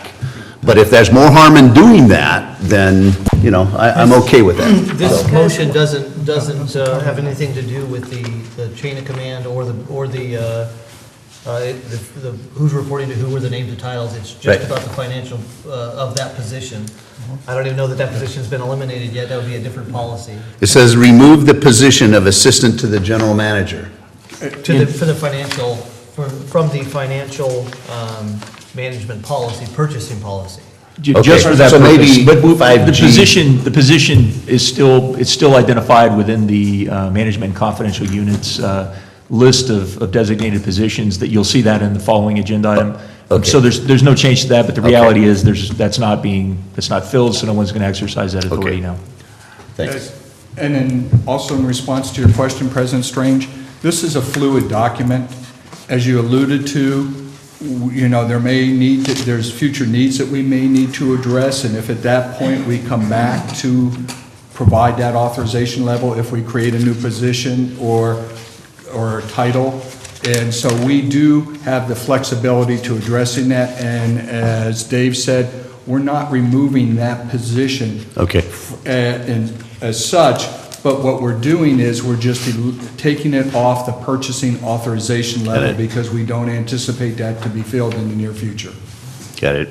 The last comment was, $1,000 for a very important public outreach, customers relation. I think, in my opinion, would be to consider maybe $1,500, or increasing that a little bit. $1,000 doesn't go a long way, especially when you're up against, a big community event or something where you've got to go out and make things happen. But that's up to the rest of the board. And in answer to that, Joel and I work very closely. So if there are any needs that go above his authorization level, my signature is available. Okay. Thank you. Same way with IT as well. So if there's anything above John Gomez's authorization level that needs to be done, my signature is there. Thank you. Any other questions, comments? Well, to assist in what you're saying, though, it's an additional check and balance. That is correct. I understand. Yeah. Okay, thank you. Any public comment? Seeing none, can we take a vote? Yes, Director Underhill? Yes. Director Mills? Yes. Director Strange? Yes. Director Adamant? Yes. And Director Davidson? Yes. Thank you, President Strange and members of the board. Thank you. So, resolution number 2015-64, is it? 65, I'm sorry. Okay, a resolution amending the district's conflict of interest code, Appendix A passes. Or wait a minute, I'm sorry. I've got 5G opened up. Amending the district's financial management policy 5.02, the purchasing policy passes. Thank you. Okay, how about item 5G then? The discussion action regarding review and approval of proposed amendments to Appendix A of the district policy number 5070, conflict of interest code. Yes, Mr. President, members of the board, this is just to conduct, under the Political Reform Act, each agency has to review its conflict of interest code on a biennial cycle. We do that, and if we propose any changes to it, we submit that to our county government to process. We've done that review, and the only change that needs to be made is to recognize changes in the management confidential unit position schedule that were adopted this summer. And again, those are just to reflect the fact that we had some positions that were no longer valid, and others that, as you mentioned before, there's some others like assistant to the GM that are still on the list but are not filled, and that's perfectly fine. If someone were to if that position were to be filled, then they would be covered. But the idea being the list and the changes are all within this Appendix A to the conflict of interest code. As you'll see, a line out of those two positions that are to be removed and the addition of 5 other positions. And again, this is just to make sure that these positions, those people that hold these positions are actually filing statement of economic interest Form 700s with our board clerk, and that's kept on file and just to meet the requirements of the law. Okay, thank you. Any discussion? Any public comment? Move for acceptance. Second. Okay, we have a motion to accept by Director Davidson and a second by Director Rademan. Now I should go to the public, I'm sorry. And now I'll close the public. Roll call vote, please. Director Underhill? Yes. Director Mills? Yes. Director Strange? Yes. Director Adamant? Yes. And Director Davidson? Yes. By 5-0 vote, resolution number 2015-66, amending the district's conflict of interest code, Appendix A passes. Thank you. Okay, item 5F, discussion action regarding extension of contract for federal legislative advocacy services with O'Connell and Dempsey LLC. Yes, Mr. Egerman. Thank you, members of the board, Mr. President. This is our contract that the district entered into in July was for a 6-month period of time, and it was a contract for federal advocacy services with the same individual who's been our advocate for many years at a different firm. She was with the Carmen Group. Since earlier this year, she departed the Carmen Group and has her firm, McConnell and Dempsey. The contract that we entered into in July was, again, it was to get us through the remainder of this legislative session, the annual cycle of a legislative session in Congress. The idea was that we would evaluate the performance of those services and come back to the board at this time to consider options for what we would do in the way of continuing that contract, or if there were other services desired, or simply to do something entirely different. I can just say that I've spending the last 6 months working closely with Mia on our pursuit of a WARN contract as part of the drought bill. Has been, I've been extremely impressed with the quality of the services that she provides. She is highly respected by the staff members that we're trying to influence, has longstanding relationships with them, and really, just has an ability to communicate our message passionately, but in a very professional and respectful manner that's greatly appreciated. And I saw that firsthand in my meetings, and I know other directors as well were part of that in our meetings in Washington. And again, I would, the recommendation is that we amend the contract to continue the services at the same rate under the same terms and conditions through the remainder of this fiscal year.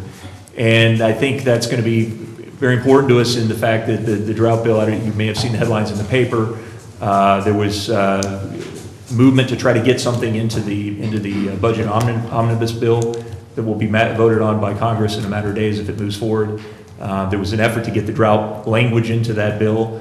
That has fallen apart, and now it looks as though this is going to be back next year, next session, with a commitment. Senator Feinstein issued a statement saying that she wants to go through a public process with the normal process with more vetting. We're going to continue to advocate for our WARN Act contract as part of that. Again, a year ago, the House bill that was enacted, not enacted, but was passed the House of Representatives, included a WARN Act contract for CCWD at New Melones. We continue to advocate that needs to be part of this bill. We're continuing to gain support for that effort. Just got a letter yesterday from our unit chief and from CAL FIRE, who was also incident commander on the Butte Fire and the Rim Fire, in support of our effort. So this is, this is something we want to keep pushing forward on. It's very important to us. And the services that she's providing in DC are critical to that. There's simply, we have a great relationship with our congressman's district staff here in the district. But the reality is that the language is being drafted in Congress on Capitol Hill by a number of different staffs from different offices. And a lot of those discussions are happening and things are developing quickly, and to have someone who can actually be there in front of them and bring us in as need be, and they're even by phone calls and other things, but to be there as it develops on a moment's notice has been very important to us.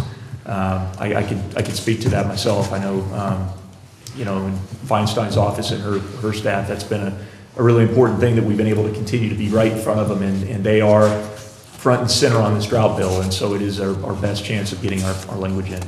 I know it's a little long-winded. Just to let you know, by comparison, the fee for this service is $4,000 a month under our contract that we've been under for the last 6 months. That's the amount that we continue. Our contract prior to this, for last year, that we had for some time with the Carmen Group, was for $5,500 a month. So in my mind, we're getting, I think this is as good or better service as we've ever gotten, and we're paying less for it. So my recommendation is to do this, continue it. Again, we'll sync it up with the budget cycle, and the board can choose to continue in this direction again if it so chooses, or go a different direction at that time. And I know we'll continue to reevaluate as we move through this effort on the drought bill and see where we are again next year. Lastly, I just want to note, Mia has been available to us and participating with us in our legal affairs committee meetings. She's joined us by phone for the last 3 meetings to give us a briefing on the status of the drought bill and our pursuit of it. I expect that will continue, so we'll keep the board informed of anything that happens. Good, thank you. I'd like to make a motion that we accept resolution number 2015-67. So moved. Do I have a second? Can the president make the motion? Or Kenny, or not? I won't if I can, Oh. Okay. You can, but This wasn't. but I usually shouldn't. Did we get a second on that? I think someone. Yeah, it was over here. Okay. Good. I obviously would like to express my support of this. Everything that Dave said and seeing me at work firsthand, she does have the ears of our legislators' offices and their staff. And this Warren Act contract, we're right in the middle of it for just, if not just for continuity's sake, keeping her her same contract, the same person on this on working on this, getting this language into this bill, I think is very, very important for us. So yeah, at least the next 6 months. And I do recognize, I think we all recognize that she working with the Carmen Group was the same person that's been working with us for, well, since I've been on the board. And I've been very, very impressed with her work at the Carmen Group, even more impressed with her out on her own. And for a reduced, a savings of $1,500 every single month, I think that should be recognized as well. I certainly would support this. Good, thank you. I know that it came up and we suspended the contract with Mia for 6 months, I believe, or 4 or 5 months. And money was the key at that point. And so we just felt that it was best to go back and re-engage her services. And I agree. You started your presentation saying that the letter or whatever she had been working on didn't pass. What? Well, what happened? The arena that we're trying to get this Warren Act contract in, because there are many aspects of this stores that benefit us in the context of drought, has been with the drought legislation. So that's several years in the making now. The initial Valadeo bill from the House, the drought bill that he presented, and again was passed the House, had our Warren Act contract language in it. So that effort's continued. Senator Feinstein, this year, Senator Feinstein had her own drought bill, and Congressman Valadeo had his own drought bill, and there were some other bills as well. When we were there in October, we actually attended the hearing in the Senate Energy and Natural Resources Committee where they considered all of the bills. And so that was a clear indication. They were, and that's what we were being told by staff, they were prepared to mark up a bill to try to get something passed this year. So that was that's what we were really hoping. And most recently, we thought that could be part of this omnibus bill on the budget. Unfortunately, I mean, this is just the complexities of anything California water law is very difficult. And so there was a reaction against that. There was a desire to have more public transparency in the final product of what was reviewed. And so that's why now we're being told the commitment is to work this through the next session in a more open. Also, they're not going to they're going to do another stopgap budget. I mean, in a perfect world, we would actually have a budget and we could put bills like this in, but that's not how Congress is working right now. I mean, I think I just heard yesterday, the day before, that they're just going to do another short-term Right, they're on the stopgap. verge of, yeah. And so this kind of language would never be included in that. It's too comprehensive of a bill for them to take up on a short-term budget. So they're just going to try to keep the government open for a little while, and then hopefully things will calm down at the next election cycle, which is, who knows about that. But it isn't that it didn't pass, it's just that they're not willing to take up the entire budget as this would normally do. Okay, So that's how I understand it. okay. Any other comments? Dennis? I'd like to say that, I was very impressed with Mia's work as well, having met her and experienced the whole dog and pony show, quote unquote. I would like to see some sort of a report from her. I don't know if she is kind of targeted to provide us, a progress report or whatever it might be. Sure. In fact, I'm sorry, excuse me, I did receive one, so I'll be happy to forward that to the entire board. Yeah, that'd be great. It's just, again, it's a status report on the same, Well, it's so critical with our Warren Act storage, but good. Okay, public comment.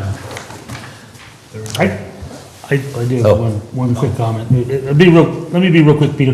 Okay. One thing that's important with these legislative advocates is we have, I think, whether it's via telephone or if we can get her to come down here, we need to begin to have an annual meeting where where she can talk to us about the opportunities that are out there, and we can talk to her about our priorities, so we can establish an agenda that we want to have them focus on. In the past, we've been very scattered on what our priorities were, and it's important that we give this firm what our priorities are, and then let them hash out what the opportunities are federally for us. It'll work 100 times better if we do the work in regards to that. So I would hope that we try to schedule something like that in the future. So we talk about our priorities, and then she can talk about what the realistic federal opportunities are. Good. There are a lot of opportunities, but many of them, as she'll tell you, they're overprescribed. Don't bother. You're not going to get there. Yeah. You know, we don't want them chasing something that isn't likely. Sorry. That might be our legal affairs committee to start that Well, process. I'd like That's to good. have it be a full board Okay. discussion if possible. Good. Thank you. My name is Mr. Race, and to me, I'm sure she's a lovely lady, and I appreciate her husband being in the administration, but the bottom line is, maybe a possible conflict of interest, but I'll leave that up to the feds to handle it. She's even married. She married this, anyway. But the bottom line is, I don't care how wonderful she is, who her husband is, who she's sleeping with, I couldn't care less. But the bottom line is, I don't think we need to say something like that, Peter. I feel I do, okay? Thank you. But the bottom line is, folks, you're spending $4,000, and a simple question, show me the money. What did this district got for the $4,000 a month? What your ratepayers paying? If you cannot contact your elected official, I don't care, it's Feinstein, Boxer, or whoever, if you cannot pick up you let me know which one of those elected official staff will not respond to you, and I guarantee I get them to respond within 24 hours. And that doesn't cost $4,000 a month. With a restraining order. But $4,000, it's a lot of money. Now, is she willing to work on commission? Wonderful. But she can be the brightest, nicest lady in the world. I don't think we could afford her if we were going to be paying commission on what we think that she possibly could be bringing to this district. Hey, you can have all her fantasy, but just like this last deal that you folks went up to Washington DC, it's got yanked on you, okay? Not your fault. You got a deal of different mentality in Washington DC, just like even worse mentality in Sacramento. I'm not quite But it sure what still you- costs $4,000 a month. Thank you, folks. Does you ratepayers really want to pay $4,000 for maybe? Thank you. Okay, thank you. I'd like to respond, just. Do you need to? Just so there's not any misconceptions, I don't know who we think her husband might be, but she's not married. Listen, you guys, Yeah. it's not a discussion we Yeah. should be having here. Any Everybody's other, wrong. any other public comment? Okay, seeing none, I'll close public comment. Okay, can we have a roll call? Yes. Vote. Director Mills? Yes. Director Strange? Yes. Director Adams? Yes. And Director Davis? Yes. Okay, with a 5-0 vote, resolution number 2015-67 passes, approving the extension of agreement for consulting services with O'Connell and Dempsey LLC. Thank you. Okay, next agenda item is the last one there, 5H, discussion action regarding approving a sewer system management plan update. Ms. Tanaka. Good morning, President Strange and members of the board. Yes, I just wanted to kind of briefly kind of update some of the board members who have, who haven't gone through the first process of our SSMP, which is the sewer system management plan. And this is required by the State Water Resources Control Board. And it was promoted, and it was supposed to be make known the general waste discharge requirements, and that was in 2006. And that's to regulate the sanitary sewer. And basically, this order was 2006-0003, as you see up there on the board. And it required, among other things, to develop this plan. Because they already had permits for the wastewater treatment plants, but they didn't have anything in regards to collection systems. And this is really dealing with the sanitary sewer overflows that's been happening a lot. That's going into oceans, waters of the U.S., and they're out in the public.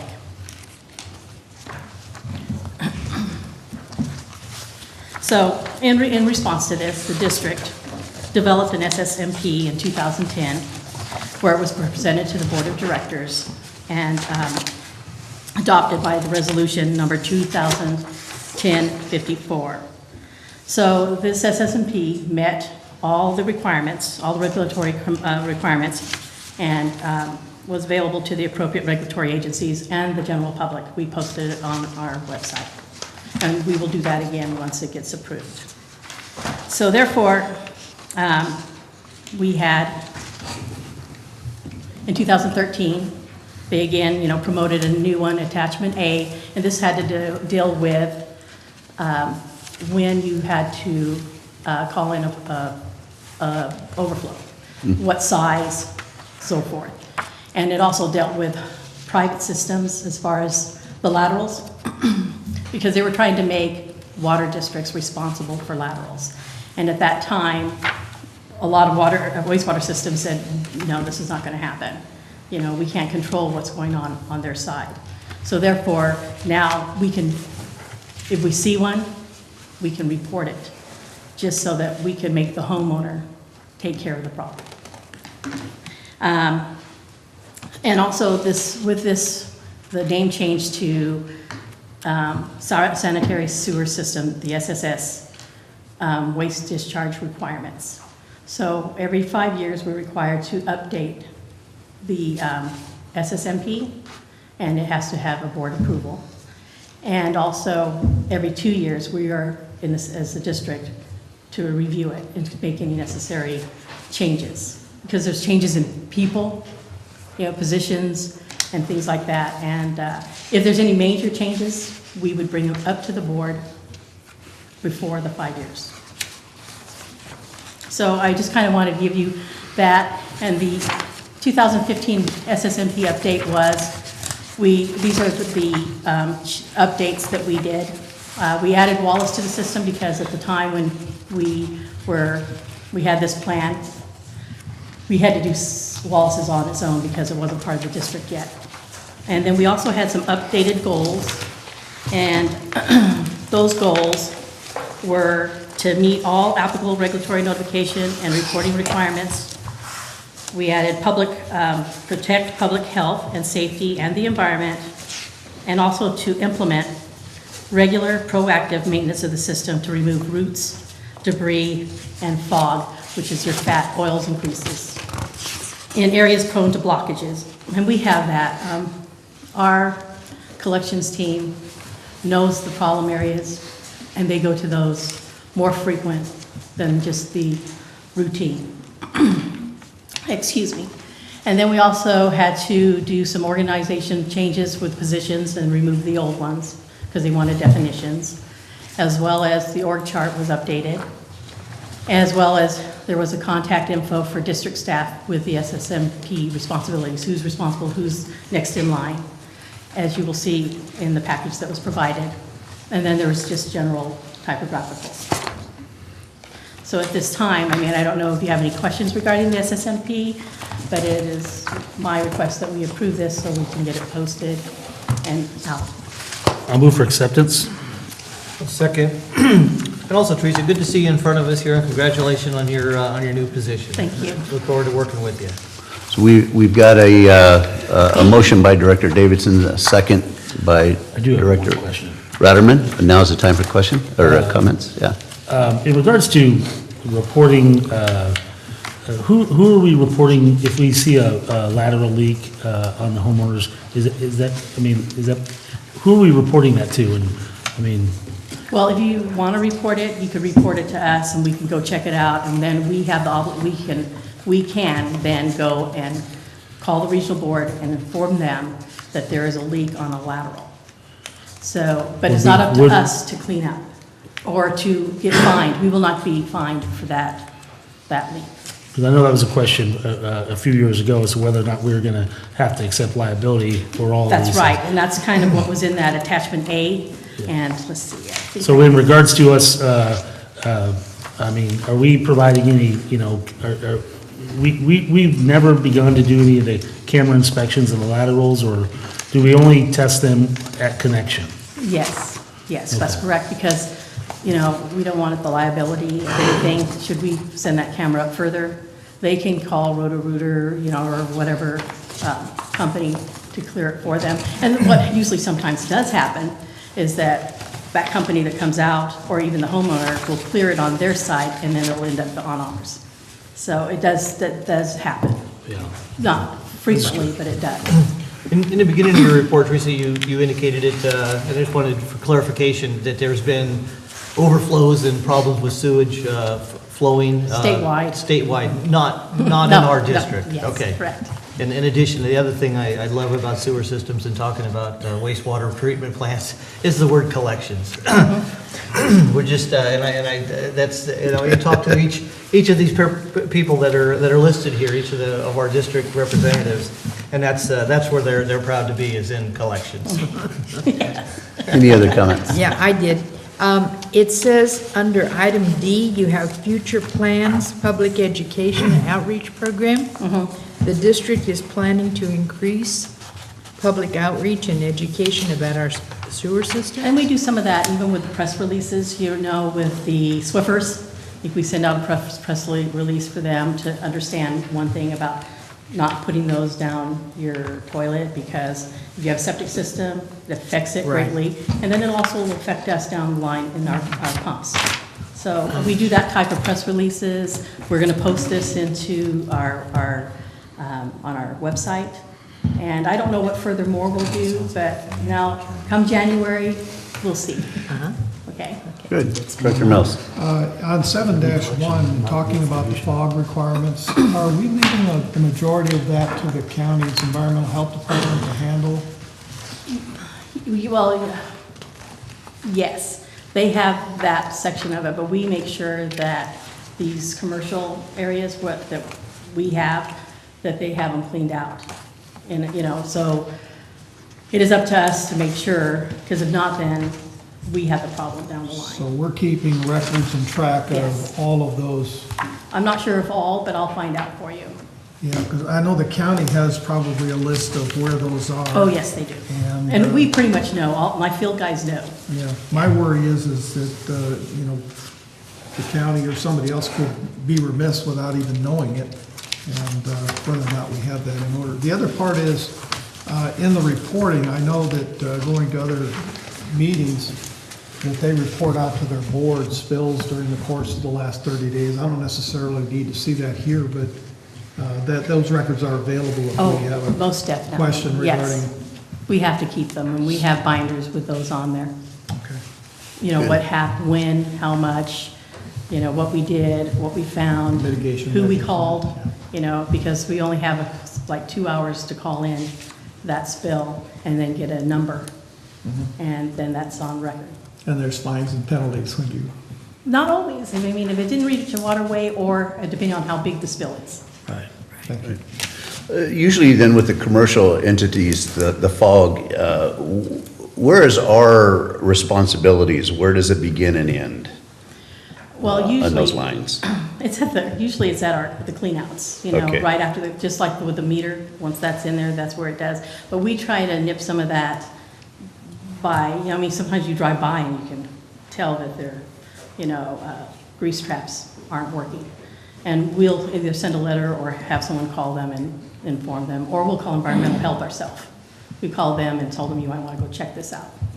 So we have some, like Amador County, I remember at one of their board meetings, they had some real issues with fats and grease problem. We have the same challenges? Yes. By with the improper grease traps or maintenance? Correct. Okay. All right, thank you. Can I have a motion? Or do we have a motion already? Done. Oh, okay. The president decided to talk. Okay, board discussion. Any public comment?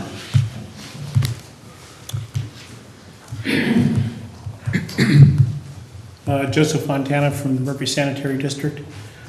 We recently have had some issues within our district on grease traps. Some of the commercial entities have not cleaned them. Some of them don't even have them. So we've been working with the Department of Public Health to try to bring this back under control.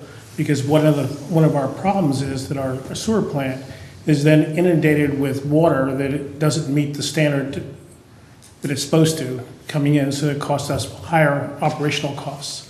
So I commend you for getting that underway, but I would work with the Department of Public Health to get that under control, because we don't have the ability to cite the offenders.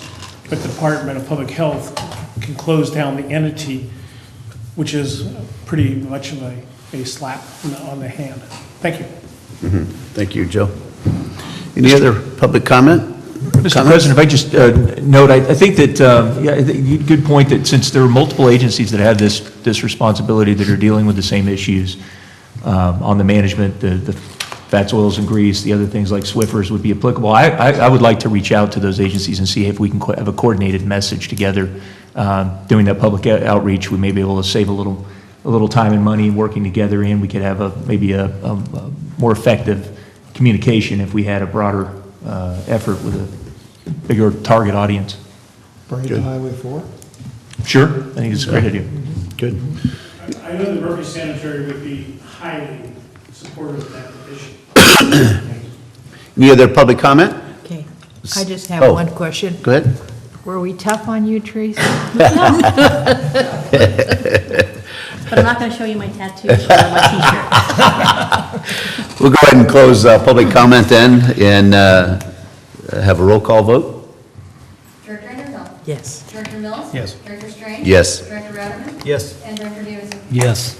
Resolution number 2015-68, approving a sewer system management plan update, passes 5-0. Thank you. Okay, old business, it appears as though we have no old business, item 6, so let's pass on to item 7, the general manager's report. Yes, I'll keep this brief. I really just two items to mention.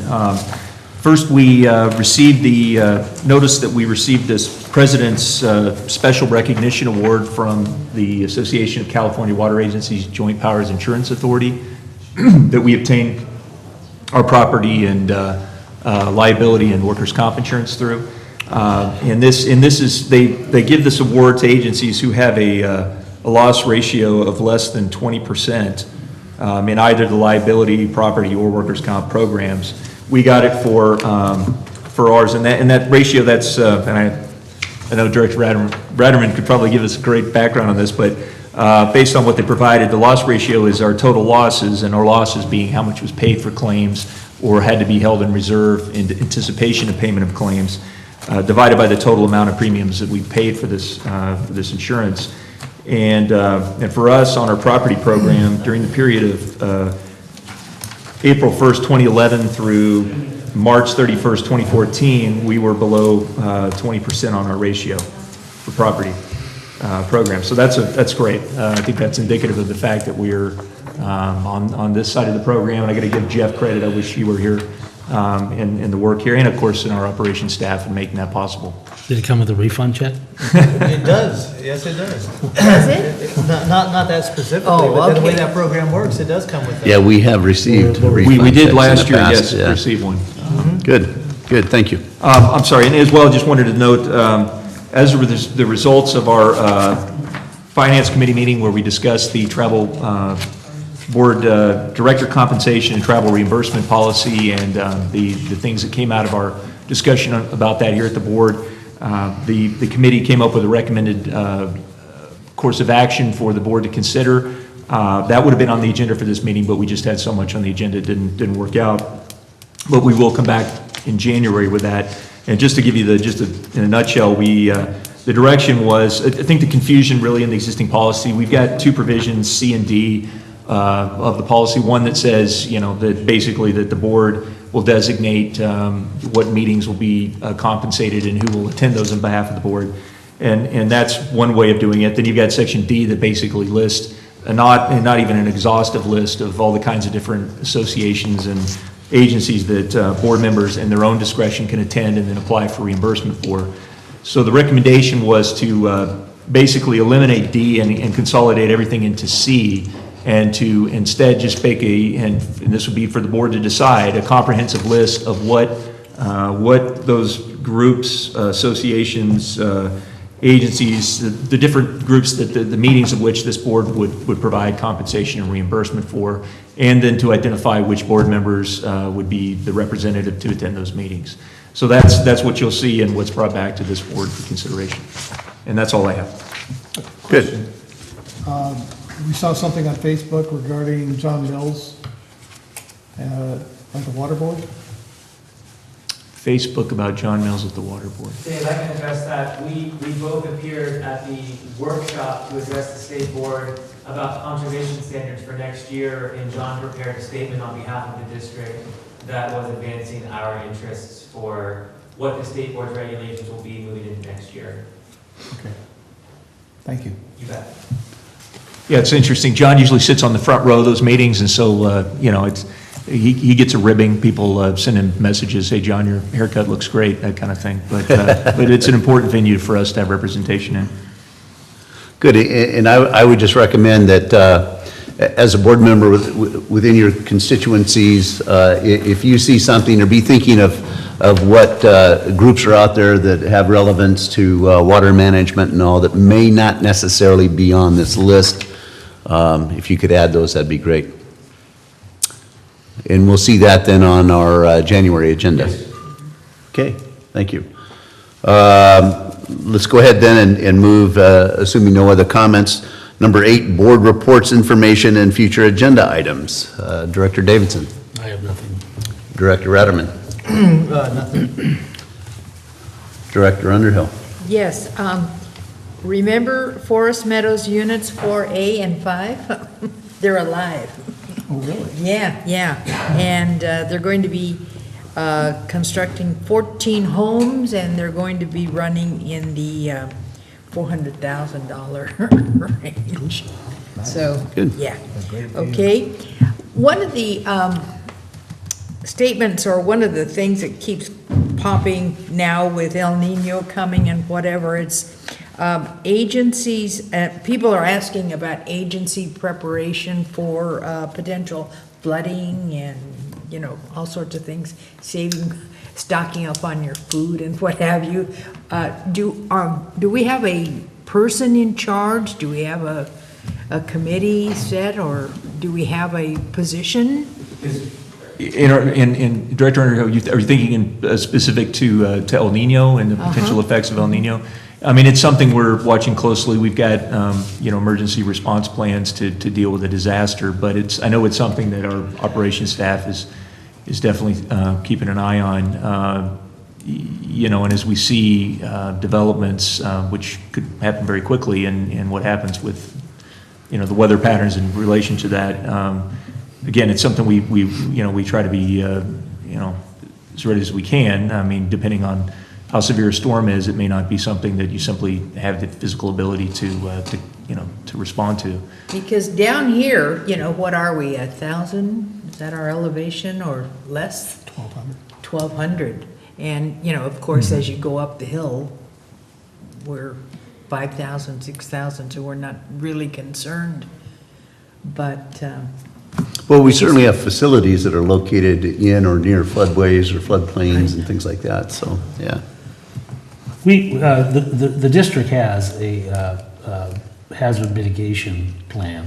It's not updated, I don't think. I mean, I think, that takes into account all the potential, catastrophes, flooding in Cosgrove and right, and that's a there's, famous one. landslides, Yeah. and there's all kinds of things that can happen. But I mean, we have a plan, and anytime any of that stuff begins to occur, the county calls a MAC meeting, and we have a representative for that. So I assume that is our. Yeah, because, as you're going about your business, you're hearing that time and time again, and it seems to be, One of the things I think it's important to recognize is there's so much storage capacity. The last time we had a flood at Cosgrove Creek, The reason, one of the reasons that it flooded was because they were worried about the reservoir overflowing, so they were releasing so much water. It was combating the water coming in from Cosgrove Creek, and it created a backup. I have a hard time believing we can have a winter where we're gonna fill that reservoir to the extent where they're gonna be worried about outflows. Now, whether or not the state does that, who knows what they'll do in regards to the outflows. But I mean, while Cosgrove Creek could flood, I don't see it being, you know, I don't see it being because the reservoir filled out. You know, I mean, we could have our typical little ones, but hopefully not a big one. Well, who knows though? You never can tell. Okay, well, It's I'm okay. a great concern, and that was something coming out, of course, the Butte fire that, and has not been lost, is trying to strengthen our local emergency response efforts and from the utility side as well. So. Yeah, landslides, I think, is gonna be our biggest issue this year.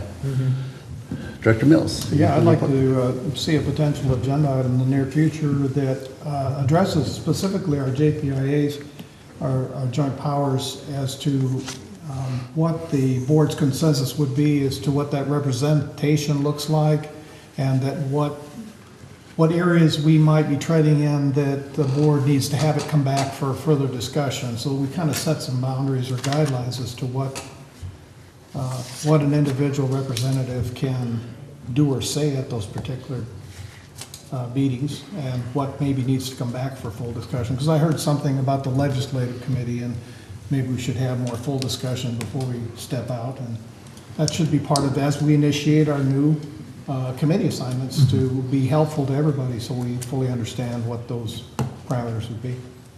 That's a great point, and we've got the opportunity at our next meeting in January and probably, you know, maybe a broader, some thought and any ideas that individual members have that they would like to provide that as part of their list of you know, preferences on committee and JPIA, but also, or JPAs, but also be thinking about, you know, you know, just the scope of our involvement within those efforts, and as well, you know, if there's things that we can do on the committee side that would be helpful for the board, the dissemination of information coming out of a committee or that process. So I'd look to you, President Strange, you know, to look at that as well, and you know, as we develop a recommendation to come forward to the board and things that you make appointment on in January. because one of the things on the other side is, you know, reports back to the board. I know that we're conscious of our time, so that board reports can be overbearing sometimes, so we're gonna have to. Yeah. I'll try to be more short, I'll try to shorten mine up. I'd like to make a few comments. One is participating in the Aqua conference down in Palm Springs was very enjoyable. There is a lot of interest in water transfers from those who do not have versus those that have.